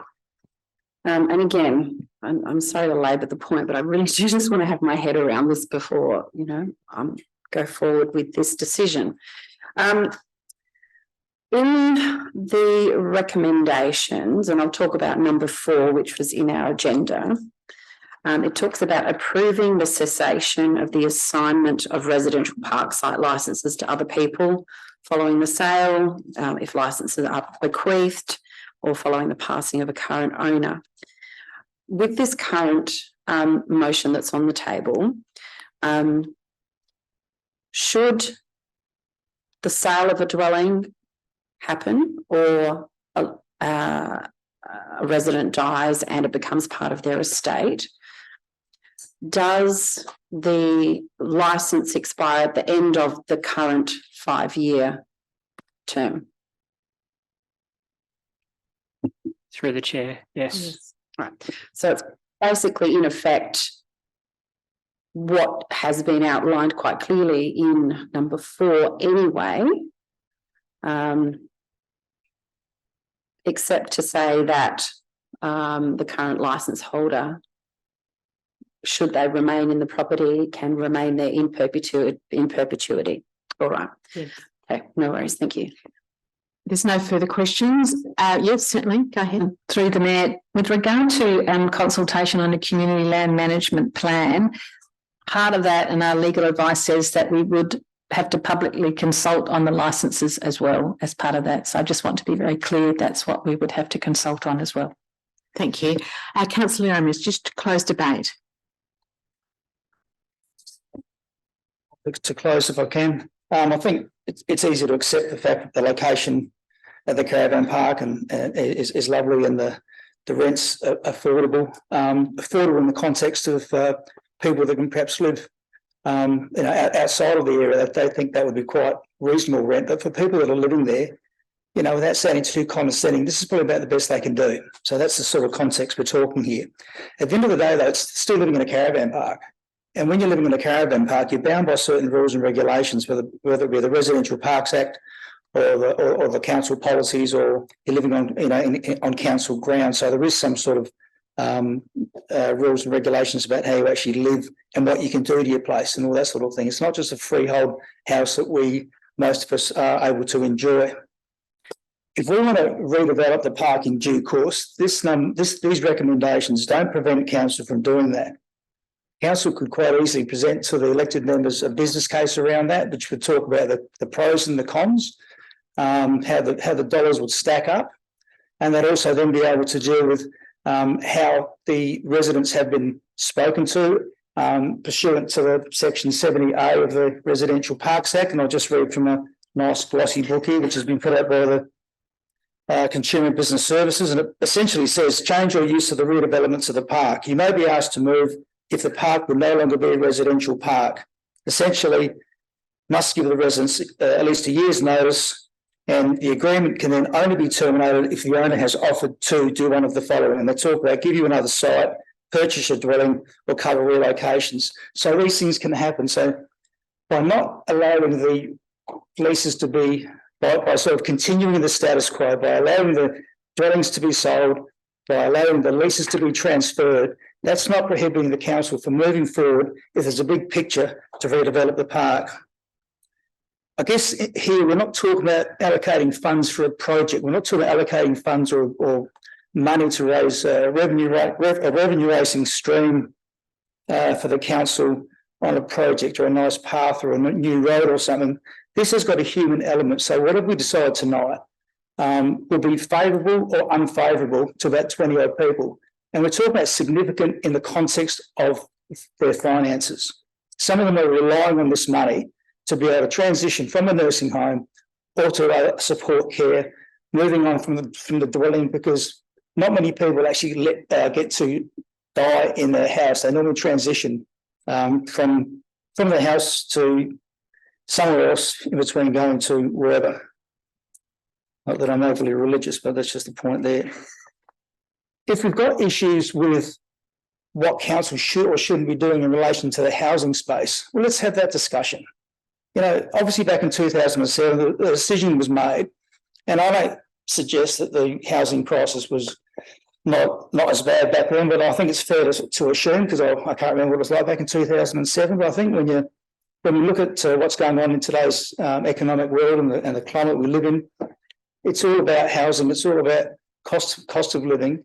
And I would certainly like to revisit that plan, particularly if we're going to rely on that decision back in 2007 on a legal advice based on that plan of 2007 to move forward on this particular issue. I think that's really important to get some context around that.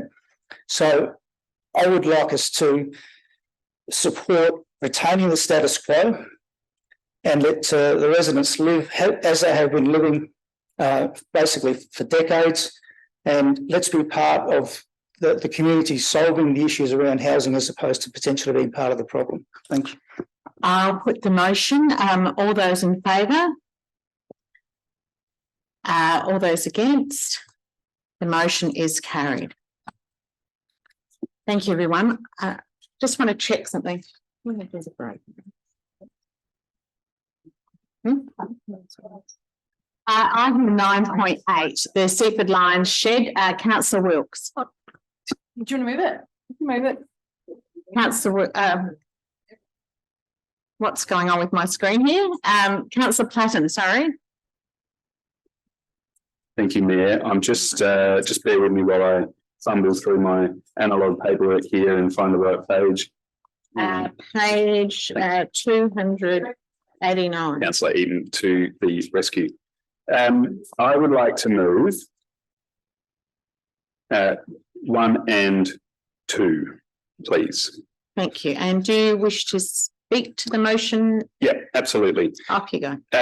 So we've been living with the Seaford Lions Shed and Rotary Shed for quite some time now as a chamber, and we have come so far. And we are just about to hit the crest of the hill and run down the other side. And what the Seaford Lions Club and Rotary Club need mostly is power to run their roller shutters, roller doors, which are electric, and fridges for their barbecues. And you know, I'm sure they need to charge a battery in a caravan or something. So we have the ability tonight to have that happen. The Seaford Community Centre has put money up for the Seaford Lions Club. And what we're really here to do tonight is to approve that transaction because we're basically the caretakers of that money. So I'd be very hopeful that given the amazing work that the Seaford Lions Club and Rotary Club do for our community, that this is a worthy sequestration of that money. So I would hope that everyone supports it. Thank you. Thank you. Councillor Wilkes, a question or debate? You want to second it? I would love to second it, please. Okay. Okay, hold on, let me stand up. Yep, I definitely would love to second this. I am with Councillor Platten. We are running down the other side and I'm about to see 2 sheds delivered to 2 community groups who have done a marvellous job raising a significant amount of money by themselves to get this shed so they can store their Christmas cakes no longer in their back porch, but now in their shed. So it would be great if they could have the opportunity to have them fridged if they wanted to. They've done so much fundraising to get their sheds to this point. They've been out in the community. I've heard of dentists who have put in, I don't know how he managed to raise money when someone was working with his teeth, but he was able to fundraise. The president of the Lions Club, the Rotary Club have worked really hard as well. They've advocated it for themselves. And I think council assisting them with this small contribution will go a long way to many people in our community. So I urge this chamber to support this motion. Thank you. Thank you, Councillor Wilkes. Councillor Platten, did you have your question? You have a question? Please. It just relates to the way, if this motion was to be successful tonight, the way the power would be connected. And I just want to make sure that if the majority of the funding goes towards the pit and the wires, because when we come around to the Seaford Rotary Club, is it going to be a large expense to also connect them to power? Through the Mayor, so the $25,000 cost to provide power to the Lions Club is an estimate. So with this approval, we'll go to the builder and firm up a cost. They're in the process now, just commenced construction of the shed. So our aim will be to do that in a way that will support the Rotary Club as best we can. To minimise the cost, we think it'll be a little bit more to connect Rotary than the 25 provided here. But the majority of the work, particularly the civil works, will provide the infrastructure to enable the simpler, much cheaper connection of Rotary adjacent in their new shed. Councillor Jew, question or debate? Just a question, thank you. I was led to believe by the Lions that they actually have been heavily involved in the fundraising of that 25,000 that the community centre has held. So, is that correct? Thank you, through the chair. So just for context, I guess, Councillor Jew, Seaford Community Centre became council managed back in February 2020. As part of that transition from the Board of Management, at the time transitioned $45,000 to support the future operations of Seaford Community Centre. Since the transition in February 2020, the advisory group, which is at Seaford Community Centre, has been involved in a number of fundraising activities, which is in addition to income generated for programmes at the centre. So an example of those are the op shop and the community garden. And a large proportion of the current fundraising money is made up from income within those programmes in particular. There's no further questions. Councillor Platten, would you like to close?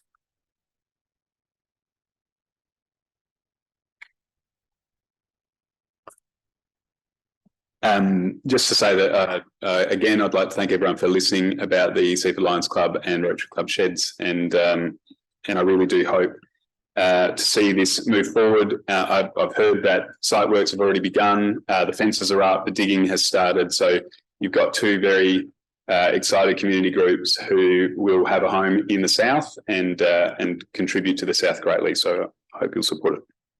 Thank you. All those in favour? All those against? The motion's carried. I would encourage councillor Wilkes and councillor Platten to suggest perhaps to the service clubs to get the shed-tastics to be their choir for any opening of the sheds. They were fantastic. I was having a very lovely time with them earlier today. The item 9.9, the elected member legal advice review. Do we have a mover for this item? Councillor Pritchard. I'm happy to move number one, thank you. Number one, thank you.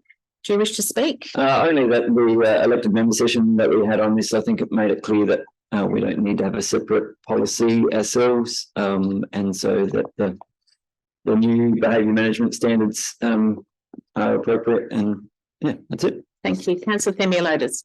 Yes, happy to second and just reiterate the point that this motion was very, very easy last time and very, very easy this time. It was about cleaning up and doesn't need a workshop. Thank you. No further questions, no further debate. I'll put the motion. All those in favour? Against? The motion is carried. Thank you. 9.10, liaison for Reynella Sports and Social Club. Councillor Themialotis. Happy to move as written. Thank you. Thank you. And the seconder? Councillor Stafford. Happy to second. Any further questions, debate? All those in favour? Against? The motion's carried. 9.11, council and committee reporting schedule. Councillor Themialotis. Happy to move. Thank you very much. Councillor Wilkes. Any further questions, debate? I'll put the motion. All those in favour? The motion is carried. 9.12, Port Willunga North Coast Park update and next steps. I think there might be an update for this. Is that correct? Am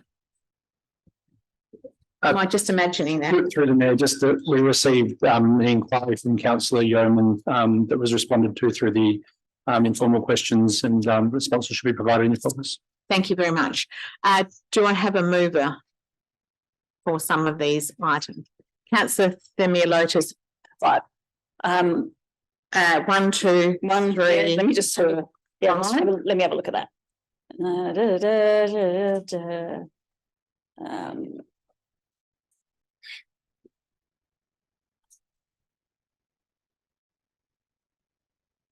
Yes, I was really hoping one of the ward councillors would speak on this. Okay, so I'm just going to go through just really, really briefly.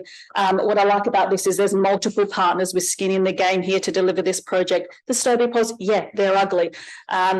So what this is doing is actually asking the state government for money and the skin in the game from the locals as well, who are putting some funding towards this. I hope they can raise a little bit more money, because it just feels good to have more money coming in from our community. There's been a lot of work that's done in this space. We've had multiple deputations as well with relation to this issue. It's been ongoing for years now, so I'd really like to just see this happening.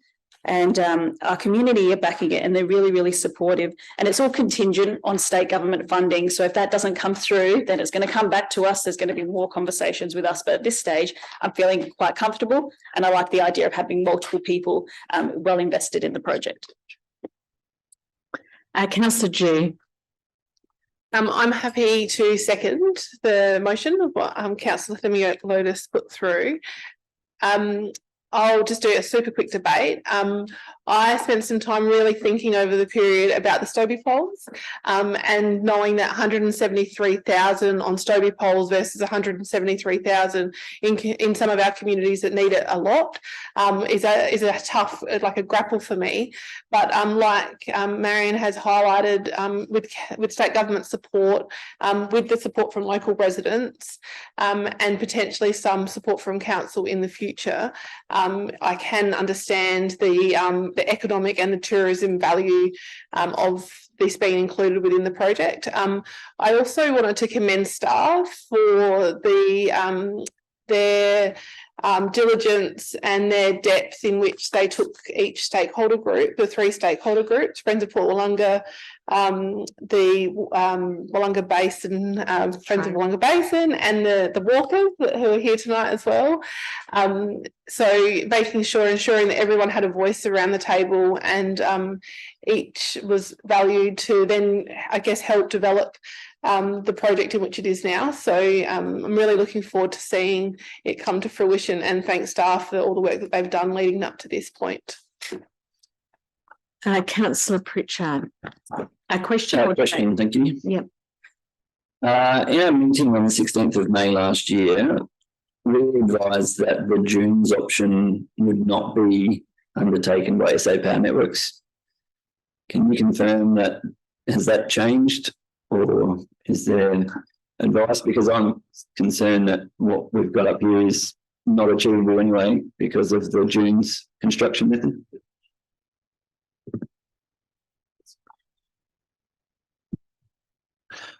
Through the Mayor, at the time of that report, we had some concerns, particularly around environmental and cultural heritage impacts.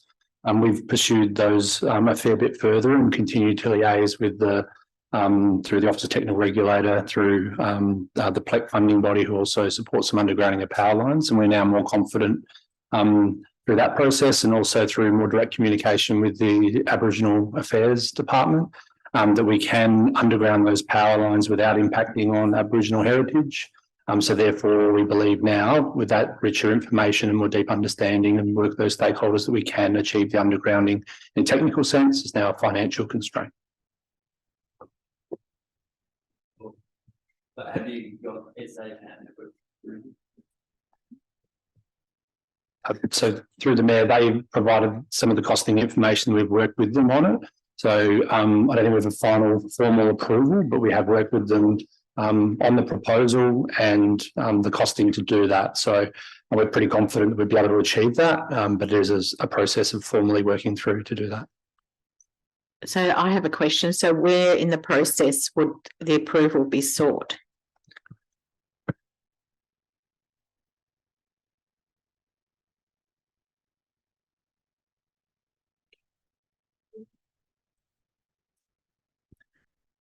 Through the Mayor, to the Mayor.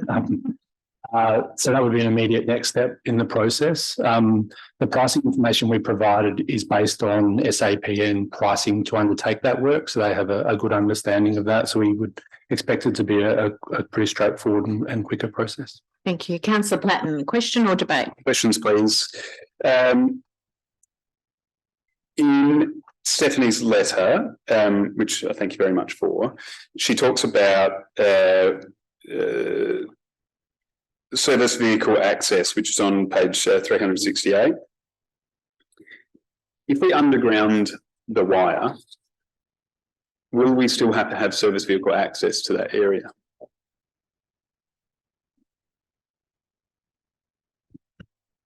Through the Mayor, no, we would not.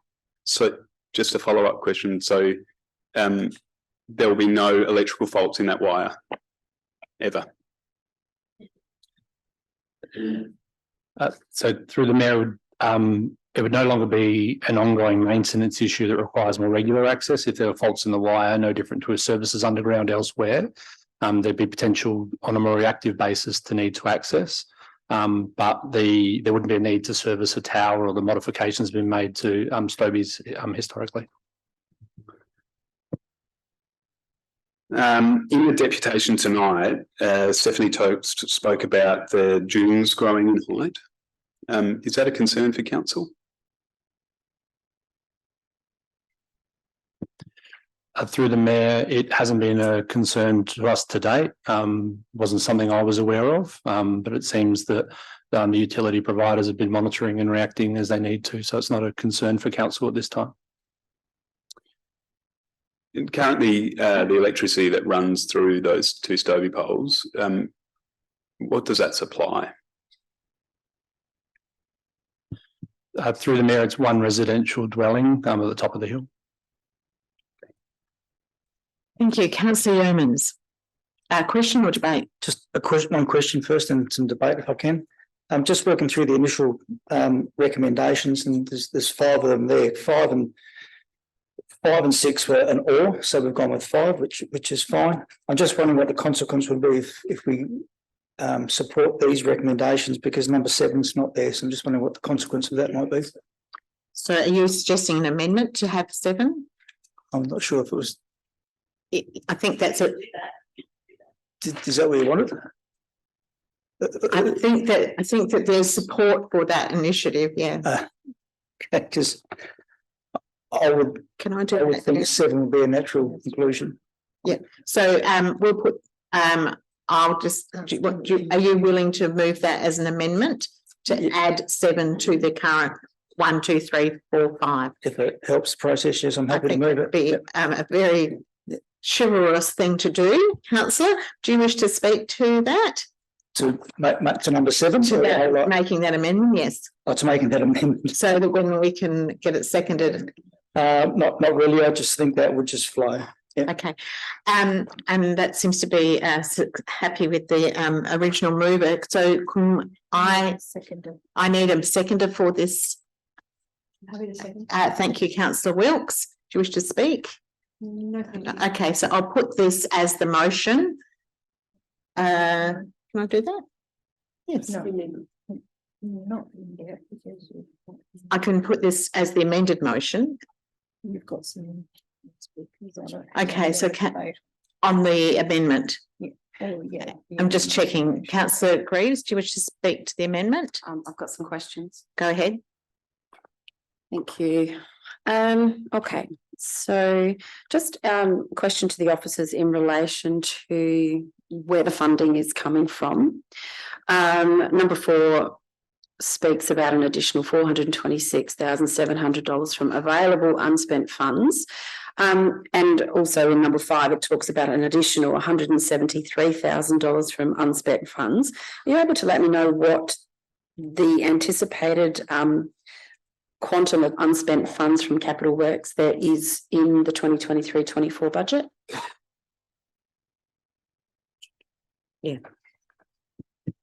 Through the mayor, I'll just clarify. So you're asking how much unspent funds are currently available? Yes. It's approximately $1.1 million at this time. Okay. Second question. Obviously, this motion is signalling that we'll seek effectively $600,000 from state government. Should that not come to fruition, does this then mean this has to come back to the chamber for additional funding or stopping? Through the mayor, that would be our intent, yes. Okay. Now maybe, I don't know if we're talking about the mover or we're talking about amendment at the moment. We're talking about the amendment. The amendment. Okay. So including that item. So yes, I guess I just want to be really, really clear in whatever motion is moved and seconded and approved, that it is contingent on state government funding being received. I'm not quite sure where we would. I think that's the intent of item point 7.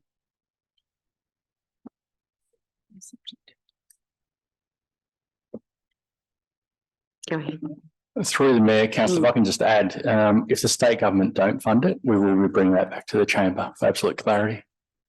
Yeah, no, I guess I was just wanting to be very, very clear that, you know, while absolutely it's our intention to progress with this project, that it is contingent on receiving an additional $600,000 from the state government. Yep. Thank you. Thank you. Councillor Pritchard.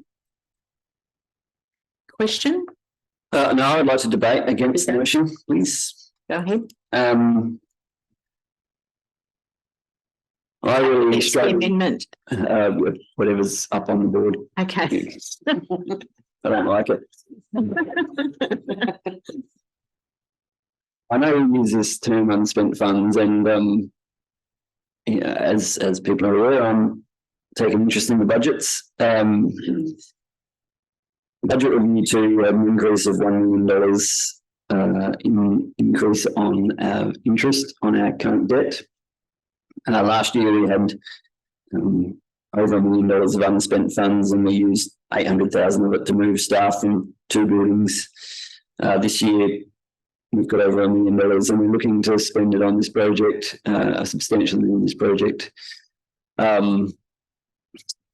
There's a huge opportunity to pay down some of our debt through these unspent funds to improve our overall position. I am supportive of going through the path with the concrete for the additional $426,000.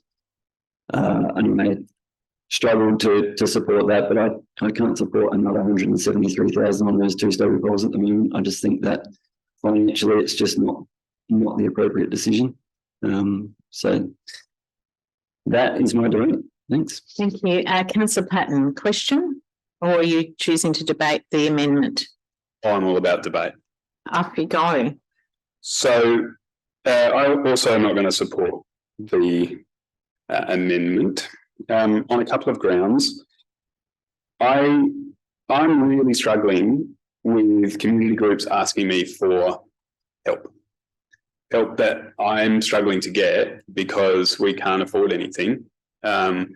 We, as far as I'm concerned, and I've said this many times in the last 2 or 3 days, we are scraping the bottom of the barrel when it comes to finances to try and help our communities.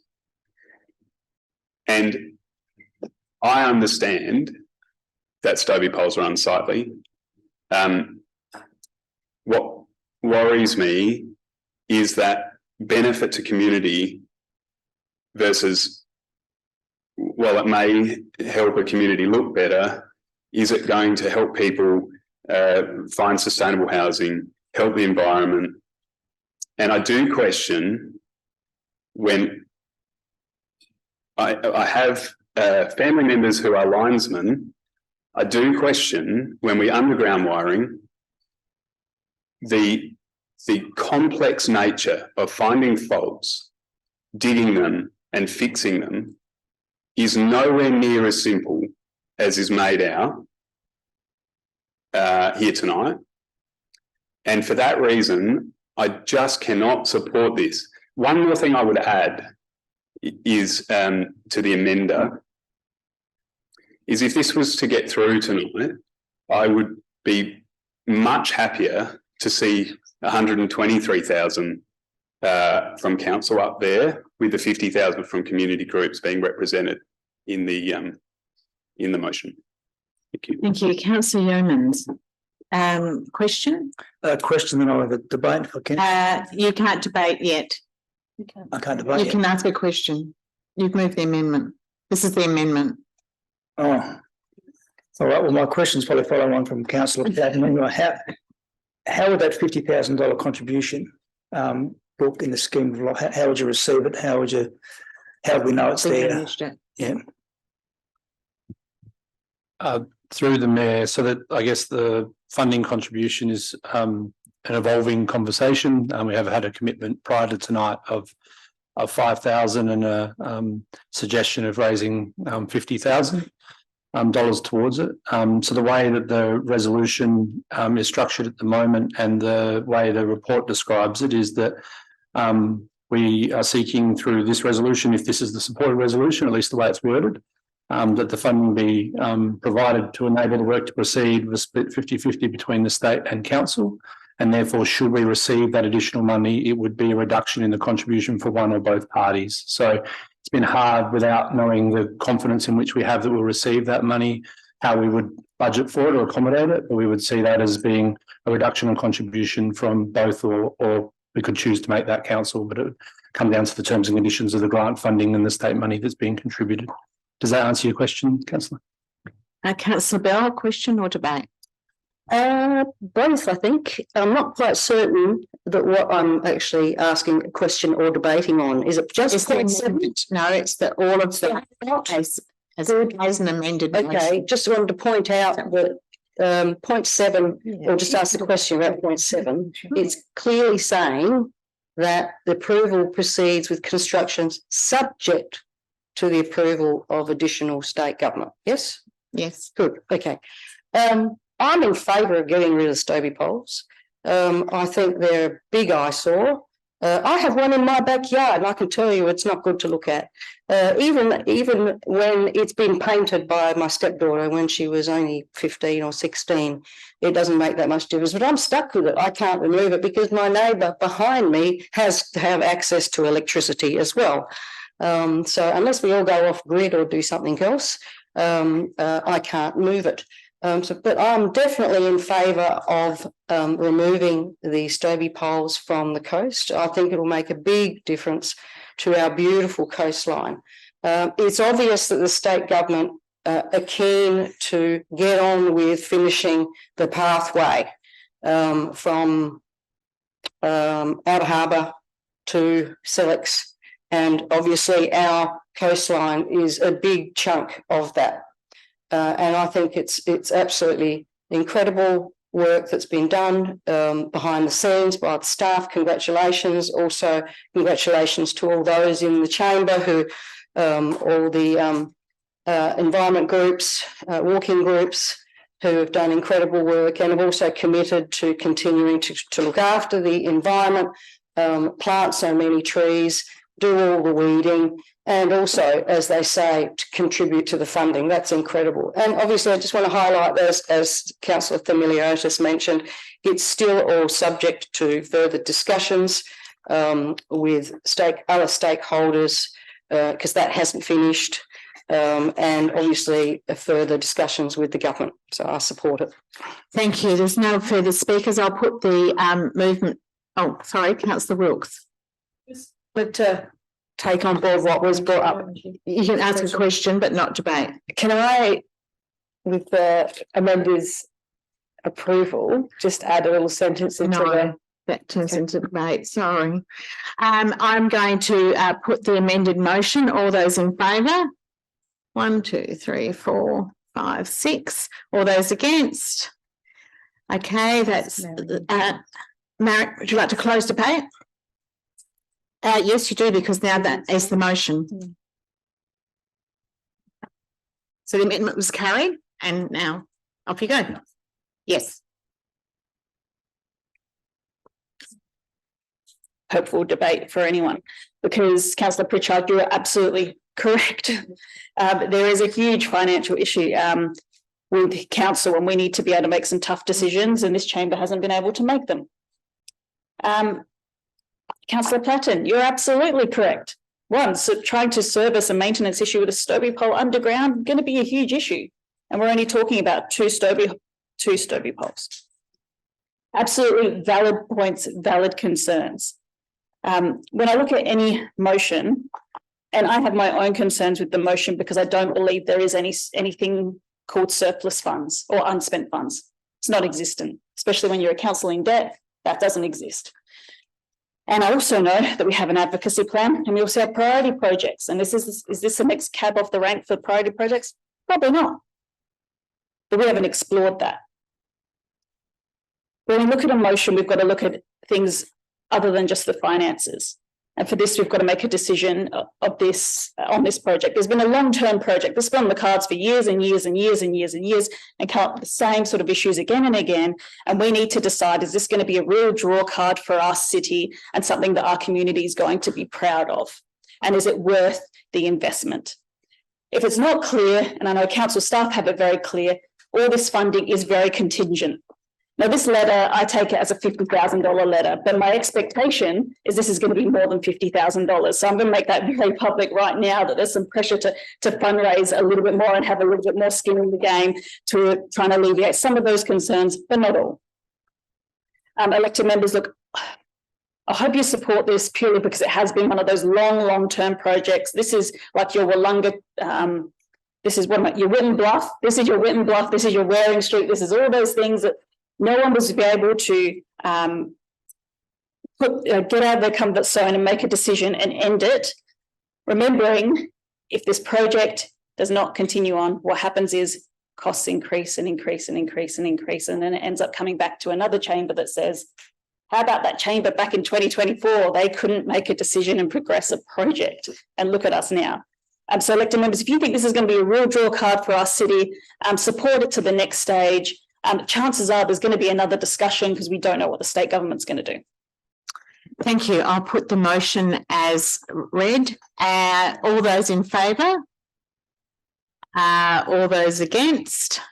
The motion is carried. Thank you very much. I know we're past our break time. I'm going to request an adjournment. Do I have some support for that? A mover? Thank you, Councillor Wilkes. Seconded, Councillor Belder. All in favour? 10 minutes. We'll be back here at 9:05. Thank you. Welcome back, everybody. We are now up to the questions on notice 10.1 through to 10.11. I believe most of these have been either answered, all of these have been answered in the minutes or in the agenda. So I'll just refer elected members to that information for your sharing. Okay, have some order, please. Thank you. The first item of motion on notice is Councillor Dew, 11.1. Could you press your button? Thank you. Yep. Councillor Dew, are you moving this motion? Yes, I am, please. Did you wish to speak to it? Yes. Yes, please. thank you. Okay. Sorry. That's all right. I'm not very well prepared this time. All right, we're good. Okay, up you go. So education is often the catalyst for change, and on World Environment Day, let's raise the profile of the benefit to wildlife and pets when our animals are contained and secure. Let's encourage people to pledge to keep their pets contained on the 5th of June for a Pets Night In. Pets who are kept inside or contained live safer, happier and healthier lives. Being a responsible pet owner means looking after your beloved pet and reducing their impact on the world around them. I know this chamber has debated for many years and had many conversations around cat containment, although we've made a decision not to necessarily go out and influence that. We're working with the state government to see what they come back with. This is sort of a step in raising and increasing awareness of the impact of pets uncontained. So this motion provides staff the licence to create a project that promotes pet containment whilst building community through a common goal. Community members pledging their commitment to keeping their pets contained on World Environment Day. I'm looking forward to seeing the photos from the event, and thank you to Mitten Farm Animal Rescue for bringing this opportunity to my attention and other people in the chamber tonight. I hope you'll support this event.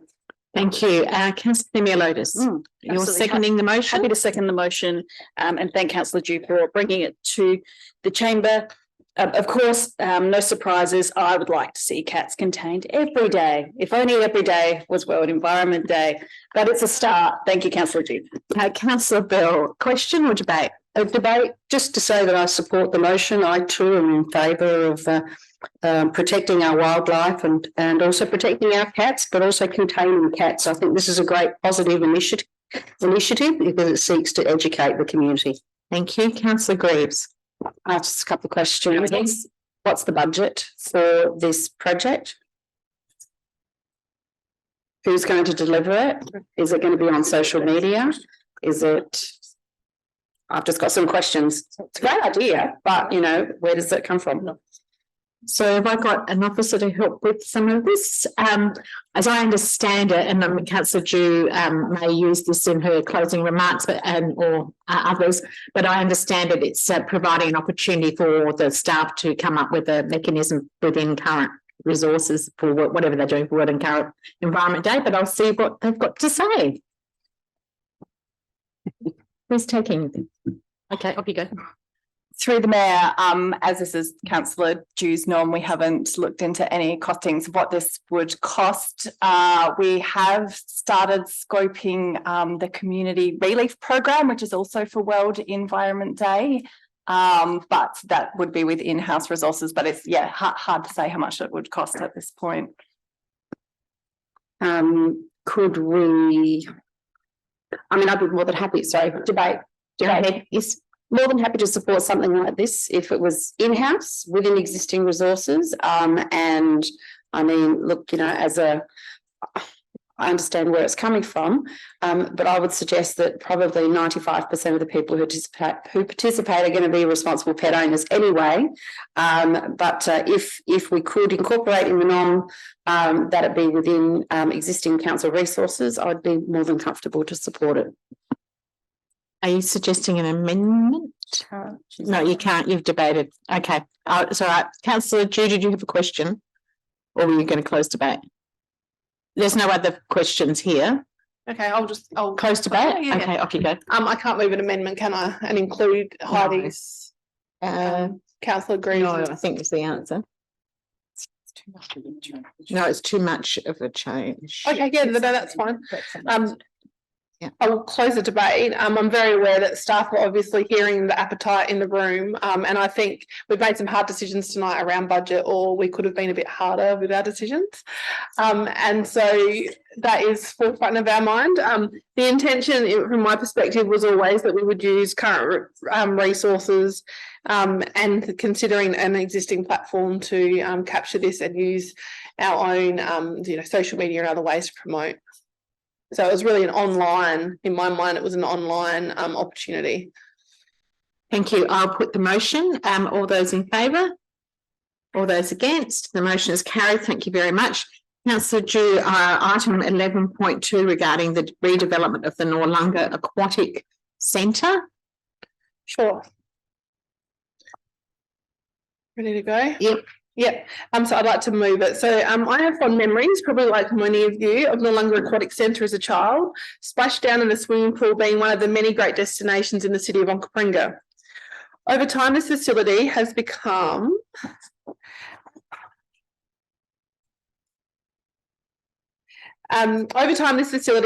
somewhat dilapidated. Investment has occurred, however, it hasn't been able to keep up with the ongoing maintenance requirements of the facility. This has come at a cost, not only a financial cost, but the number of people who access the centre, the organisation's reputation, and a decline in offerings across the centre. I'm frequently contacted by local residents, and I'm sure many of you are too, who are advocating for better swimming facilities. Parents with children who have a disability and older residents requiring hydrotherapy, along with people who have suggested the facilities feel unsafe at times. Because of the scale of the facility, I think we can all recognise the cost associated in maintaining such a facility. I feel like we are at a crossroad. We can either take one path, which is to observe the facility's decline and continue to decline and continue to band-aid the building, or we can set a new direction where staff provide us with a report outlining a way forward, detailing opportunities, costs and limitations to help us make an assessment on the future of the Noarlunga Aquatic Centre. This would assist council to better understand the functionality, appearance and economic potential the facility could provide to our region, with the potential to redevelop the existing site, build a brand new, as well as identify possible funding streams.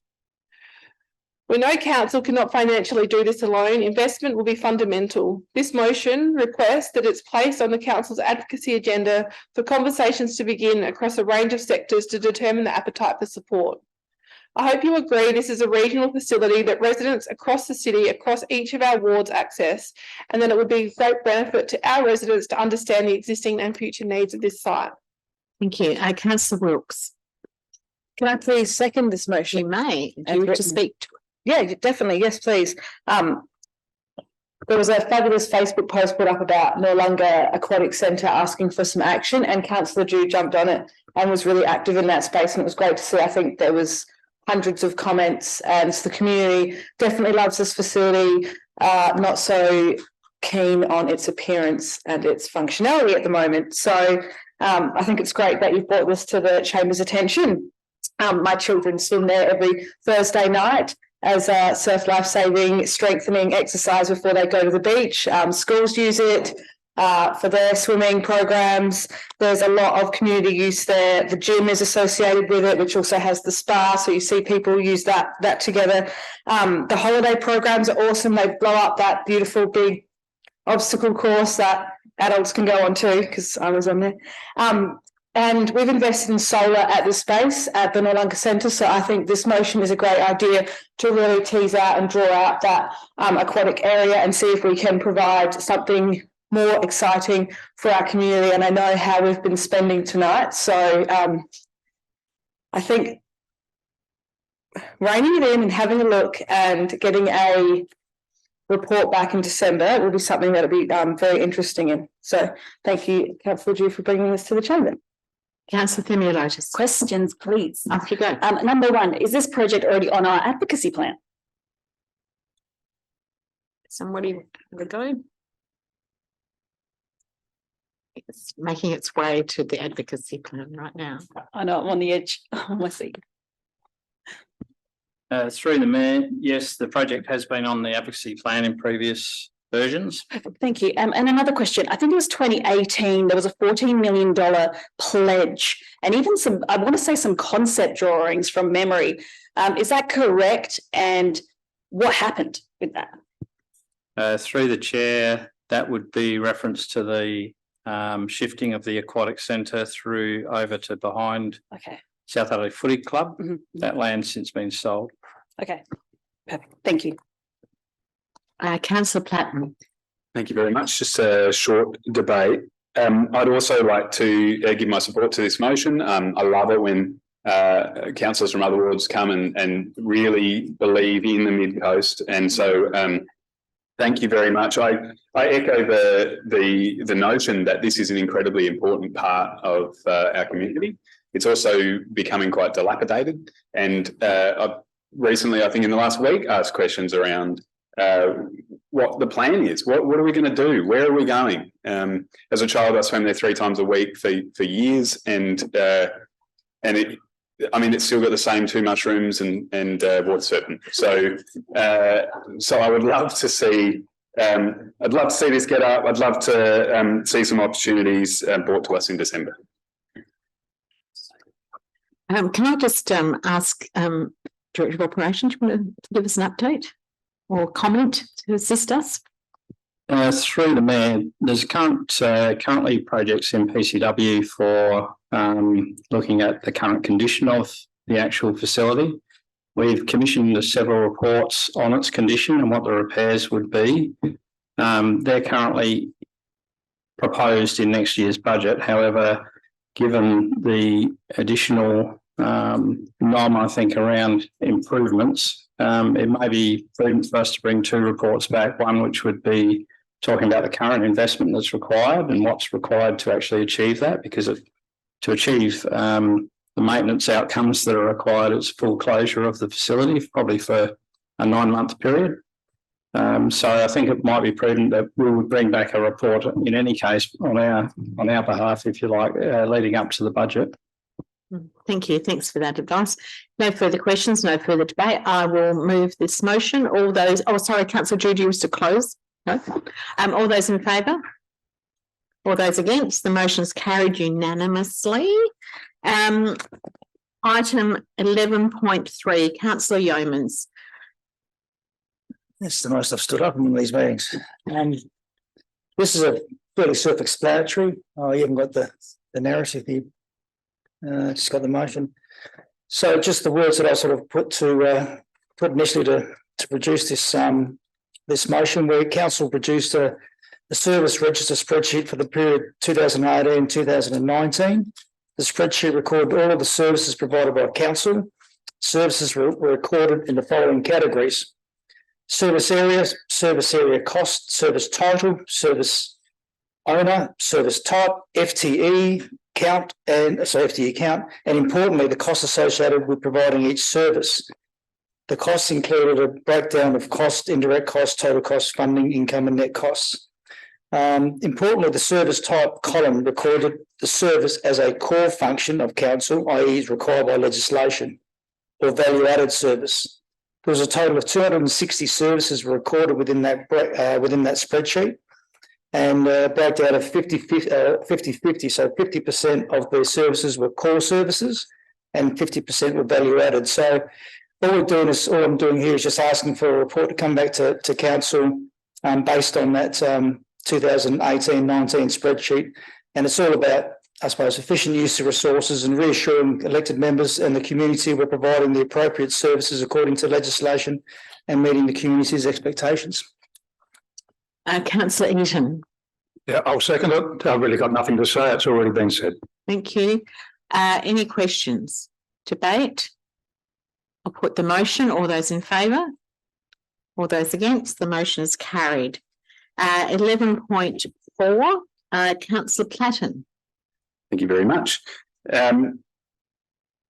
Chamber, I bring this tonight mostly because in the last 2 weeks, the LGA have put out a report titled "The Value of SA Jetties," and it was apparent to me how important our jetty is. We only have one, and so we were lucky enough through that report to be in the top 10 in the state for our jetty visitation and in the top 3 metropolitan. And I think that just showcases how important that jetty and the jetty precinct is to our community.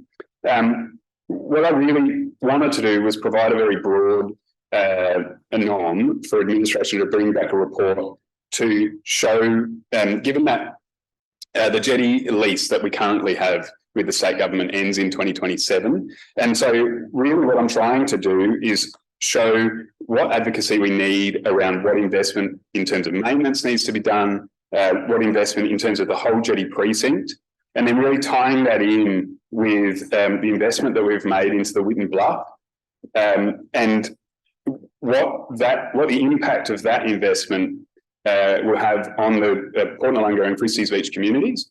And then I'd really love to have a set of indicators and targets so that we can really effectively measure that investment and what it has provided to our community. I think it's something that in the Witten Bluff debate, and certainly in all the major funding pathway debates, there's always a part that talks about the benefit financially to communities, to business communities, to communities in general. And I'd really like a report to come back just to showcase that is true. I mean, obviously we've got the LGA's report, which shows that there is a financial impact on having a jetty and the positive nature of that. I'd really love to narrow that down and advocate for our jetty precinct and broaderly the Port Noarlunga and Christie's Beach area. Thank you. Councillor Wills.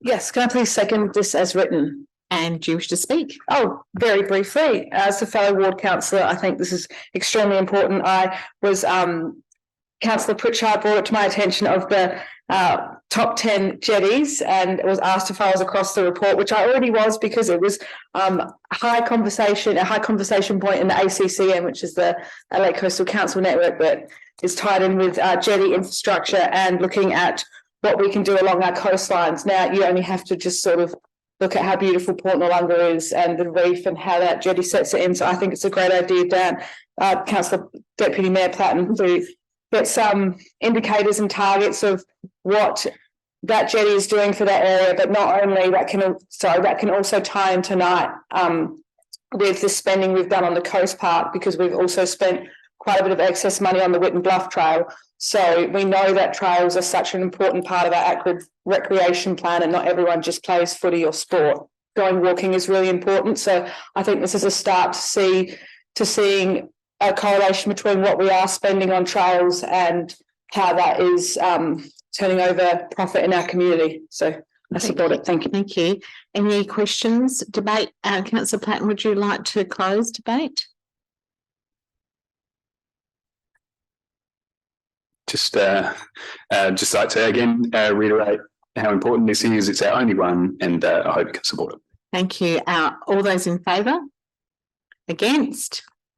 Carried. Thank you very much. Item 11.5, Councillor Bell. Where are you? There we go. Thank you, Mayor. I'd like to start with a slight amendment. The original motion did have a report be provided to Council by June, and it has been amended for me because I advised in advance that Council please provide a report by May 2024. Thank you. I'll go straight into debate if that's all right, Mayor. Mm-hmm. Thank you. Councillors, as you heard this evening, we had a deputation by one of the residents, Samantha, who lives in Onkaparinga Hills. Essentially, Tangari Park, as she mentioned, is a regional park, very popular with recreational activities, a popular destination for walkers, riders, cyclists, and generally environment enthusiasts. Unfortunately, for some years now, there's been some issues. It's a bit of a hotspot. I should say that this park borders on 3 of our wards. It's predominantly in the Pimpala ward, and I've spoken to Councillor Fisher about this, and hope that he's well. I wish him well. And miss him this evening, but I did speak to him about this. And obviously the park also borders on the Thalassa ward and obviously on the Southern Vales ward. And I was lucky enough to get a call from Samantha, and I thank her for bringing this to our attention. Clearly, it's a hotspot. I know there are many other hotspots in our city, but clearly we need to do a bit more work in this area. It's very disturbing, the problems that they've been experiencing. It's got to the point, obviously, that some of the residents have really given up reporting it to police, some of the issues, because the police have often said to them, well, by the time we get there, they'll be gone, not sure if we can do anything about it, but at the same time being asked to report the issues, particularly with the illegal dumping of drugs, bags of pipes and gloves found, plastic bottles and petrol, exploded bottles, evidence of drug users, graffiti, a number of bags of rubbish being dumped, dog poo, and obviously the dead goat, poor goat, and obviously a number of youths that are using the tracks for their own driving around illegally, if you like, causing a bit of strife and unpopular with a lot of the other residents in the areas.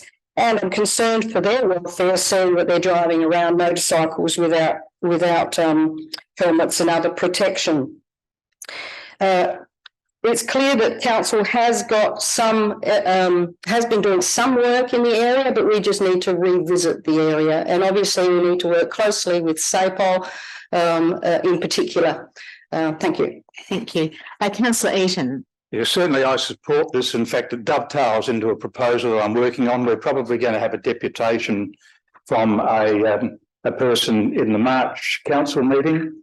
I'm having preliminary discussions with SAPOL, and what we'll probably find out of this, there'll be a motion going up that we actually run an elected members workshop with SAPOL to determine those crime areas in our area that are causing our community a lot of concern, and then what initiatives we can actually put in place to try to reduce crime.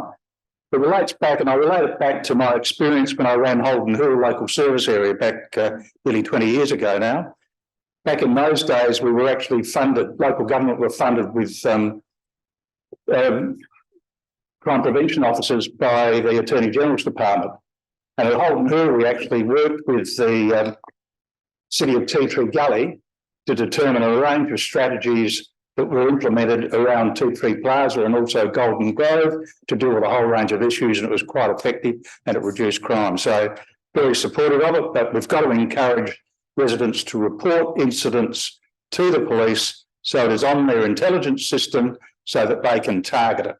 And an example, as I talked about earlier, we had wheelies in my area, and working with a former colleague, we got him. We haven't had the wheelies, and he lost his car for a while.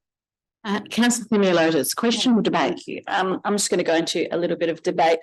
First, thank Councillor Bell for the notice of motion. I had a conversation with Councillor Bell, and I sort of just really briefly just talked about crime in the area, which just seems to be on the increase. We're getting a lot of slashed tyres and multiple cars in my ward. And I actually don't know if it's crime is on the increase, or now that we have access to social media, people are using that as a medium to share information. And now that we're sharing more information, it seems like crime's on the rise. I don't know the answer to that one. But out of this motion, what I would really like to see is some sort of actions from council. And I know it's not our space, but I feel like this is like housing. It's going to come and draw itself into our space, and it's going to draw itself into our space because we have a community plan and we invite our community to come into our space and talk to us on every issue that's happening in our community. Now, state and federal levels don't do that. So we are that front facing in front of our community, and these are issues they're raising with us. What I would have liked to have heard out of the deputation a little bit more is around those solutions. So around with the hooning in the car park area, something that we did in the Clarendon area to deter that is we actually put big giant rocks in the area so you could still park, but it didn't give you the ability to go round and round, or you would be damaging your car. Is lighting, and is that an option or a non-option? Is CCTV an option or a non-option? I don't know the answer to these questions, but I just want a lot of other options to be explored. I know that council staff meet with SAPOL quarterly. How do we make sure that elected members are really influencing that agenda and pushing information through that we're hearing from our community? And is it time where council partner up with local MP, with SAPOL, and start doing some communications that go out on our social media? If it is that reminder of the 131 444 number and calling and creating that pattern of behaviour to try and encourage more patrols. And then from a council perspective, especially with the dumping of hard rubbish, especially if it's on the increase, is it on our schedule now? Do we have a schedule and people going out there quarterly or every 2 months and going and checking that out? So our residents don't always have to necessarily call in or make the request. They're on a schedule as well. So those are the sort of things I'd like to hear and see come out of this report, things that we can do as a council, and things where it becomes, oh my God, another version of an advocacy. I feel like we have to have different prongs of advocacy for different issues because this is what it's become. Thank you. Thank you. Councillor Wilkes. Thank you. I just have a question for staff. Do you have any idea because there was quite extensive explaining of the cleanup and the rubbish and the hard rubbish and other items that have been left on the site. Do we have an idea of costs that or what that site? Can I just this is Councillor Bell's motion. That may well be something we would have in a report. But feel free if you'd like to say something. You don't have to answer then. Yeah. Look, through the mayor, I don't have the exact costs on hand, but we do have all the records of how often we visit. It's a regular hotspot and it's visited each week proactively, as well as when it's reported from the residents. Okay, and that's the kind of detail that would be in the report. Yes, that and a lot more detail of previous work that's happened with this particular area and a way forward as well. Okay, perfect. Thank you. Councillor Bell, do you wish to close debate? Please. Just to highlight a couple of things and thank everybody for their contribution. And Councillor Wilkes, you reminded me that I wanted to highlight that coincidentally, Councillor Dew had placed some questions on notice, and it's specifically about illegal dumping and the costs. There's some beautiful graphs on there. So I'd actually recommend you all go back and have a look at that because it provides a little bit of that information. But yes, you're right, Councillor Thamiliotis, and I failed to mention that obviously I too am very keen to see some work with the community, not just SAPOL, in trying to find some solutions and community education around what the council does provide in terms of hard rubbish collection, for example, but also neighbourhood watch and what can we do there to assist in having the community help themselves in some respects. What schools are nearby, what education can we do there? And just to highlight that the last sentence does say what we can do into the future. And obviously that could include, I hope, maybe consideration of lighting and other deterrents or cameras even. Thank you. Thank you. I'll put the motion. All those in favour? All those against? Carried.